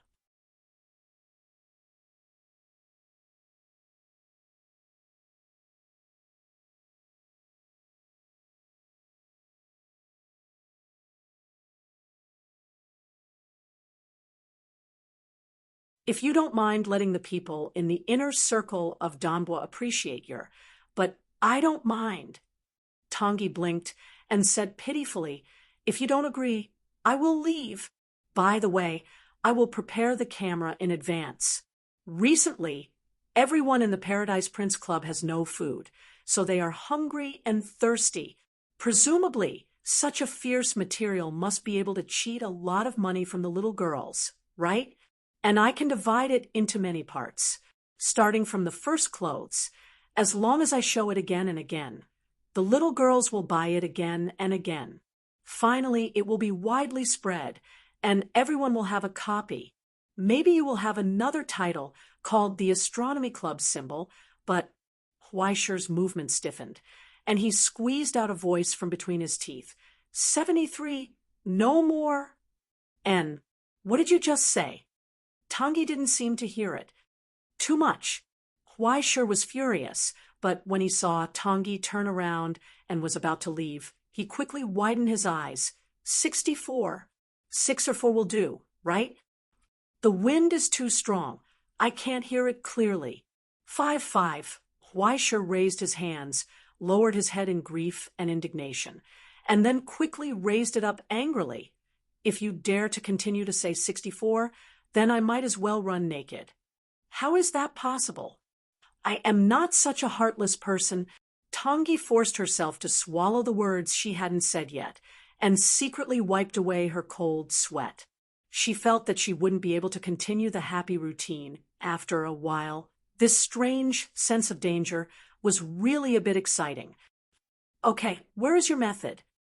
Weischer looked at the air in front of him with resentment, and his empty eyes made the others feel a bit scared. Are you stupid? Tangi sighed, bent down, and reminded him one last time in his ear, you don't know how to play cards, but don't others know how to play cards? With a snap of her fingers, the book of destiny suddenly opened. An old figure that Weischer had long forgotten slowly appeared, and grinned at Weischer, looking very wretched and gloomy. Who was this? Weischer looked for a long time, but didn't react. Chapter 750. Chi-Won from Dongxia was a famous entrepreneur in Xianhai, a border trader. He had a car and a house, but both his parents had passed away. Unfortunately, on the day before he reached the peak of his life, he died in a car accident. He was 51 years old. It had to be said that even though people died in different ways, those who succeeded all had the same reason. Long before he became the Yin family's white glove, he had already stepped into the social elite and was recruited by the Yin family with a large amount of money. In the rise of the Yin family, his contribution was huge. If he was not important, people would not have been so angry when he established his own family. If one had to describe his characteristics, it would be that he was a natural businessman. His precise intuition in investment and innate sensitivity to numbers, as well as his ability to control the cost of the industry, made him a popular professional manager as early as 20 years ago. At the top of his resume was a double degree in economics and mathematics from the Ivy League in America within 4 years. After he started working, he also obtained a master's degree in statistics. What he specialized in was probability. This person was a natural gambler. Even though he focused on a bigger field, he never looked down on the gambling in casinos. Gambling is never a game with suspense. Those who rely on gambling to get rich overnight are like relying on drugs to get happiness. Every one of them has a problem with their brains. Facing Huaisher's question, Qi Wen's record did not hide his disdain. No matter the rules, in the end, it's just a trick for the banker to win. Huaisher was stunned. This was the first time he had seen the demeanor of a master from this guy. After saying so much, do you know how to do it or not? It's just a simple math problem. Qi Wen's record smiled condescendingly. Using Huaisher's eyes, he scanned the people who surrounded him. Even though it's not professional, the opponents are brainless enough to join the mafia. I don't think there will be a problem winning. After the first anniversary of his death anniversary, Qi Wen actually showed off once again in a way that he hadn't done before. The ups and downs of life were really unpredictable. Move aside. Let the professionals do it. Leader Huaiji, do you want a round? When those people invited him with bad intentions, Huaisher slowly raised his head. Not far away, Akasaki, who wanted to stop them, paused and raised her eyebrows in confusion. It was as if he had become a completely different person. Instead of the usual sun-like radiance, it was more like a wriggling mass of darkness, making it hard for one to fathom its true nature. One could only feel a lingering inqi, but soon that feeling dissipated like an illusion. The corners of Huaisher's mouth twitched as if he hadn't smiled for a long time, but his smile was so harmless and honest, making people feel at ease. He was like a fat sheep that had delivered itself to his doorstep. Sure, he said. What do you want to play? The others exchanged glances and suggested, I saw that Mr. Huai Jijun was very good at playing in Texas. Why don't we play a few rounds? Sure. The paper effigy in his arms readily accepted his advice. Thus, everyone smiled. They all seemed to have a bright future. To be honest, this feeling was particularly wonderful. Huaisher himself was still Huaisher, and there was no change. But at that moment, countless records squeezed into his mind and formed a different personality outside his soul. It was like a computer with a virtual machine. A lot of numbers, laws, and messy calculations that Huaisher couldn't understand turned around in his mind. The changes of characters and the jumps of numbers had a strange and trap-like atmosphere. It was like a spider weaving its own web. Every time he thought, there would be two thoughts. One was his own, and the other was the conclusion made by the record named Qi Wen. He didn't even look at the hidden cards. When he looked down at his first exposed card, two thoughts emerged in his mind. The first was, what is this? The second was, don't look, call. Why? Qi Wen, no, call. That's it. In an instant, Huaisher was full of confidence and grabbed the chips. I call. That overflowing confidence stunned the others. After a moment of contemplation, they all made the choice to call or not. The second exposed card was dealt, and Huaisher's card was the biggest. Qi Wen raised 100,000, don't panic. Huaisher grinned and threw out another chip. His smile was maintained until the moment the cards were revealed. 8J, 7K. The bottom card was 3. There wasn't even a pair, and 500,000 US dollars evaporated in an instant. Fortunately, Huaisher didn't hot-headedly raise the stakes just now. Otherwise, he would have lost 1/10 of his money in this round. What the hell? Huaisher was dumbfounded. Qi Wen, what the F***ck are you doing? However, when he saw those smiling faces through Huaisher's eyes, Qi Wen felt a heartfelt joy in his personality, as if he was the one who had won. Don't be impatient. He chuckled strangely. If the pig isn't fattened up, how can it be killed? Then he continued to instruct. After this round of cards is dealt, call first. No matter how good the cards are, no matter how much the others raise, don't call later. Then In the second round, of course, he lost another 100,000. It was a pity that he lost 3 of his cards. It's the third round. Huaishir held onto his bottom card and started to panic. Do I have to raise a pig? If I do, I'll become a pig. Don't panic. You can be more stable in the third round. Chiwen said, some people have already lost so badly that they'll start to be more cautious in this round. I don't think anyone will double the bet again. Combined with Huaishir's it doesn't matter whether they win or lose. No one would think that Huaishir was a threat anymore. No one would care if he made a small profit at this time. It was a pity that Huaishir was unlucky this round and gave up midway. 200,000. In less than half an hour, 800,000 had evaporated. Everyone was pissed. When all the decisions were handed over to Qi, Huaishir realized from a bystander's point of view that the atmosphere at the table had unknowingly become lively. When the chips were not exchanged with money, everyone seemed to instantly become incomparably generous when they squandered. Even if they lost, they would no longer feel heartache. Everyone had a smile on their faces as if they were immersed in an illusion. When their eyes were illuminated by the golden chips, it was as if they had received happiness. It was a bone-chilling happiness. In the fifth round, Huaishir brazenly raised the stakes. It seemed that he had already gotten carried away. This time, luck seemed to have finally favored him. He actually relied on a sloppy and ordinary straight to win 2 million. Not only did he make up for his previous losses, but he also earned 6 million. I knew it, Gao Jing. Do you know what Gao Jing is? Huaishir laughed proudly. In the eyes of others, it was pure dog shit luck. The 2 people who had been frightened by Huaishir's momentum and chose to fold unhappily clicked their tongues. Beggars also needed to celebrate the new year, so they didn't care. In the 6th round, he still won 1 million. In the 7th round, Huaishir's good luck finally came to an end. He lost 1 million. At this time, someone had already lost all his chips and left the table.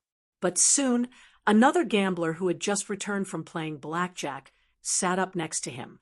The gambling continued. Huaishir's luck was sometimes good and sometimes bad. He often lost in exasperation, but the chips in front of him increased at a completely unreasonable speed. After more than an hour, when everyone reacted, Huaishir's smile was already illuminated by the golden light. This round, I will raise the stakes. Everyone, do as you wish, do as you wish. He waved his hand and doubled the stakes. As the gambling ushered in the final stage of the river card, the stakes also increased from the previous player's 6 million, which was originally enough to make people's blood pressure soar, to 12 million. With a smile, Huaishir turned his head and looked at his next player. Master has raised the stakes. What about you, Yukong? The skinny man's expression changed, and the sweat on his face seeped out drop by drop. But under Huaishir's provocative gaze, he finally couldn't help but grit his teeth. I'll go all in. Just like that, he gambled all of his chips on this one bet. He gasped for breath, glared at Huaishir, and sneered, I don't believe that you can kill me with a set of 4 cards in my hands. Huaishir smiled mysteriously and didn't answer. He just tapped the cards in his hand. He silently calculated the chips he was about to harvest after this round. Finally, in the opening stage, he turned over the cards in his hand one by one. A 9 of spades, a 10 of spades. In addition, there were 3 cards that were picked out. 7, 8, J. The dazzling poker cards illuminated the pale faces one after another. Sorry, straight flush. Huaishir turned his head and politely said goodbye to the next player next to him. There are still people waiting. You can give up your seat. Thank you. Just like that, under the dealer's manipulation, he could only watch helplessly as he bid farewell to all his chips. The man froze in place and subconsciously wanted to get angry and beat someone, but after seeing Huaisher's eyes, he instantly calmed down and sweated profusely. "Don't be like this, Mr. Huaisher. Give me a chance, give me a chance," he begged in a low voice. "Can you lend me 300? No, just 2 million. Huaisher raised his finger indifferently, flicked away the man's hands that grabbed his sleeves, and patted the non-existent dust, but he didn't refuse. He just asked softly, "Why should I lend you money?" The man was stunned for a moment, and then he was overjoyed. I still have a restaurant in Fujian. I can sign an IOU. I can transfer." Huaisher's action paused for a moment, and his eyes became more and more disdainful. He could have borrowed it, but inexplicable anger made him unbearable. "These chips can't be exchanged for money. Do you understand? Do you want to win the casino's shares with your level? Why don't you go home, wash up, and sleep early?" I know. The man's face was gray, but before, when I lost all my chips, I had already lost all the shops in our group. "If I don't pay it back before 12 o'clock, he stammered, and his eyes were full of hope. 2 million, Mr. Huaisher, 2 million is enough. I can win it back." Huaisher closed his eyes and didn't want to look at him again. He grabbed a handful of chips, threw them at his face, and pointed to Okazaki sitting at the bar not far away. "Write an IOU and give it to him. Get out." "Thank you, Mr. Huaisher. Thank you, Mr. Huaisher." The man was overjoyed, and his eyes lit up with hope and happiness again. After picking up the chips on the ground, he happily went to the bar and wrote an IOU. Finally, he rushed into the baccarat area without looking back. He disappeared.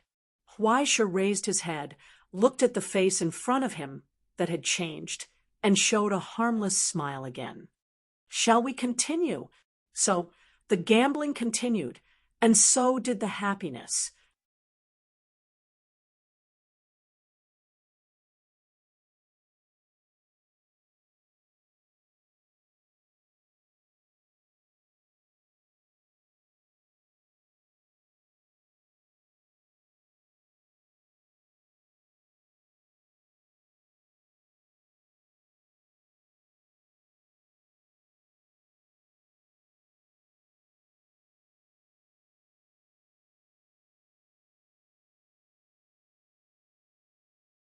Chapter 751. Late at night, Kyoto National University, a luxurious hotel. In the innermost area of the Ivory Towers exchange team's residence, there was a luxurious independent suite. It was isolated by layers of laws, preventing all prying eyes.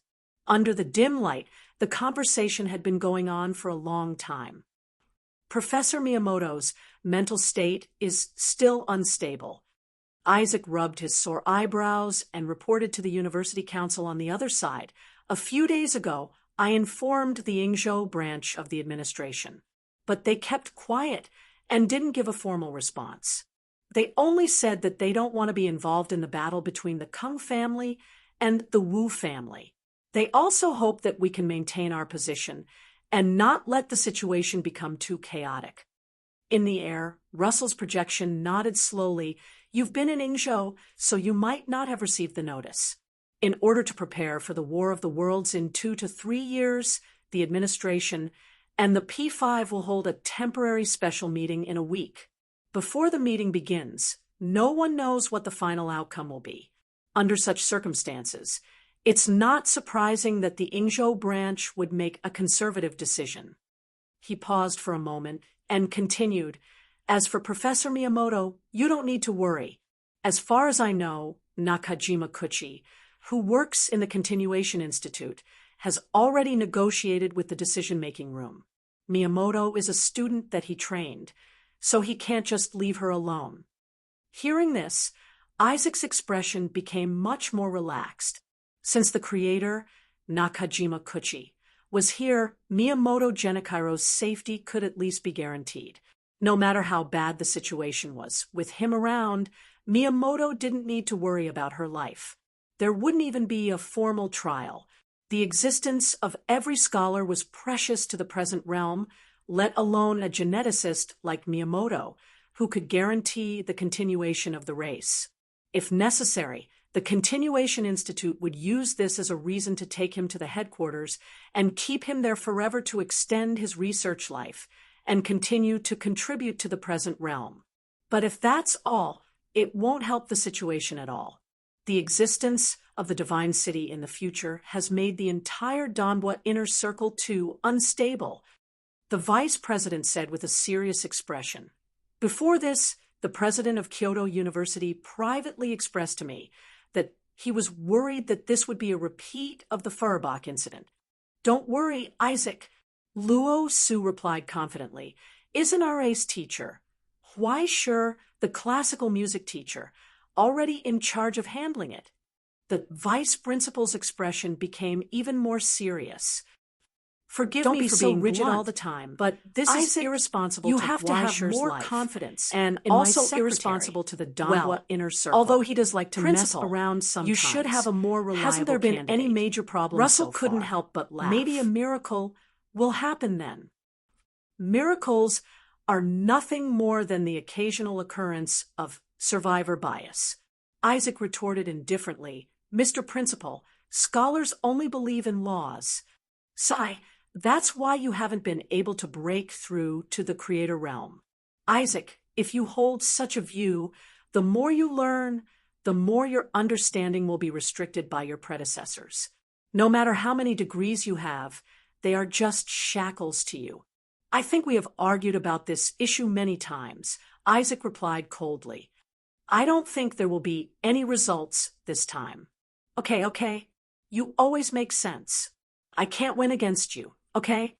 Russell shook his head and sighed. After thinking for a moment, he replied seriously, I know what you want to say, but unfortunately, before the dust settles, the ivory tower can't easily state its position. So, if you really can't stand it anymore, give him a little help. How about it? Isaac frowned and wanted to say something, but Russell waved his hand and interrupted him. Just treat this as a mission from the principal, my dear vice principal. How about you try to get along harmoniously with your colleagues? At least try to be tolerant of my secretary. Otherwise, if word gets out, I, as the principal, will be very embarrassed. After a long silence, Isaac finally replied, I know. If necessary, I will. Isn't that great? Everyone can get along harmoniously and have a bright future. Russell clapped his hands and beamed. When he was about to say something, he saw Isaac's expression stagnate, and his eyes suddenly looked into the distance. What's wrong? Just now, the time sequence rippled again. I'm afraid the beacon will be triggered again. Isaac frowned. The 19th time. In celestial genealogy, the divine Marrow Road stigmata was probably the most deeply integrated with the present realm. All the stigmata revolved around the present realm. As the 5th level of the divine Marrow Road, the legendary incarnation of the god of time Kronos on the ground, Isaac was keenly aware of the change that affected the whole capital at that moment. On the time axis of nothingness, the 19th abnormal branch point appeared. I'm afraid it's an illegal time jump again, he said, really desperate. After a long silence, Russell sighed. That Feuerbach's soul probably doesn't want to see the past repeat itself, right? To make a former hero sacrifice himself to this extent. Today's directorate is getting more and more outrageous. No matter how bureaucratic it is, there should be a limit. You know, the inside story? Isaac asked. Yes, after all, the meeting between the decision room and Green Sun's top management was facilitated by me. They really lost a lot of face for me. Russell shrugged. The situation at that time was even worse than it is now. The friction between the Astronomical Society and Green Sun was constant and almost out of control. Fortunately, in the end, although everyone was very reluctant, in order to avoid the outbreak of a full-scale conflict and maintain the stability of the present realm and the border, they gritted their teeth and signed the contract. After all, there is only one present realm. If it is broken, everyone will be finished. I remember that at that time, it was the young man who stood up and represented Green Sun's sincerity for the present realm and took the initiative to go to the directorate. After all, he was a rare Bifrost resonance physique. Whether it was his ability or identity, it was enough to attract the attention of the decision room. Therefore, he was once praised as a symbol of peace. Oh, you didn't see how incompetent and furious Perron was at that time. I don't know if it was because he couldn't bear to see his adopted son make such a big sacrifice for the false peace, or because the child he raised chose to go to the directorate. The scene at that time was really quite exciting. Isaac was stunned for a long time and asked puzzledly, "But even so, I'm afraid it won't be trusted, right?" "Who said it won't? It won't please either side." Russell sighed with pity. "The directorate will be wary that you are a spy of Green Sun, and Green Sun will treat you as a traitor who defected to the Astronomical Society, and you are destined to only walk the path of a tool until you die. In this situation, no one is happy. In that case, you still tried your best to fight for the mixed race and even facilitated an official meeting between the leader of the mixed race refugees at the border and the American officials. It can only be said that it was not easy. In the end, you are involved with the element of destruction." "You mean the Farbach incident?" "Yes. After all, it was the most tragic loss of the American genealogy in the past 50 years. It was also the time when the whole of America was the closest to hell, the most dangerous time, and only one step away from the deep transformation of America. Since then, no genealogy in the earth was willing to protect people with beast characteristics." At this point, Russell raised his hand, rubbed his old face, and sighed with melancholy. "Okay, let's not talk about these sad old things. How about we talk about something hopeful now? For example, our ace teacher, Mr. Huaisher, who is saving the Dambwa inner circle. How is his progress now?" When he said this, the old man's eyes were full of expectation. Isaac's expression, on the other hand, became indescribable. "What's wrong?" Russell couldn't wait and urged, "Haven't you always been in charge of the dragon summoning flute? Don't keep me in suspense. Let me see his progress." In the long silence, the vice principal raised his hand expressionlessly. Between his 5 fingers, the projection of the dragon summoning flute unfolded. The world's largest abyssal mirror silently changed its direction and slowly rotated from the border. It entered the parameters, adjusted the coordinates, and aimed at the Earth. Then, in an instant, it quickly locked onto a certain teacher in the ivory tower. Just like this, the image was enlarged again and again before a clear image appeared. A clamor sounded from the other side like a tsunami. It was as if countless people were roaring and shouting excitedly. And just as the gamblers were watching, a handsome face slowly emerged from the image with an excited smile. He pushed all the chips to the center of the gambling table with both hands. Alan! He had actually staked everything he had in one go. Soon, as his fingers turned, his trump card was revealed. It was the same combination as the community card, completely pushing the frenzied atmosphere to the climax.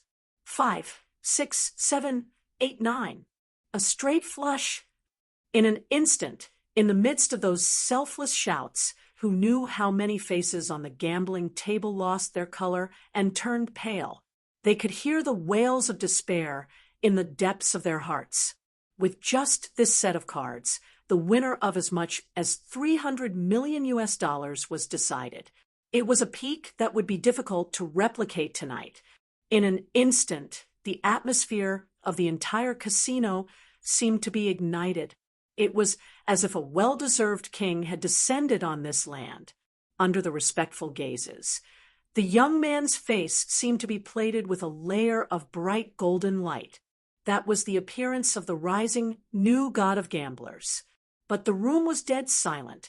In the long silence, Russell scratched his head and was puzzled. "Who is this?" Isaac replied expressionlessly. "Huai Shijin." "What is he doing?" "Playing cards." So Russell asked blankly, "What about our ace teacher?" "Why, sure." "He's saving the inner circle of Danhua." That you're tuning in to the Mystic Fist YouTube channel. Don't forget to subscribe and join us on this journey to catch the most captivating stories.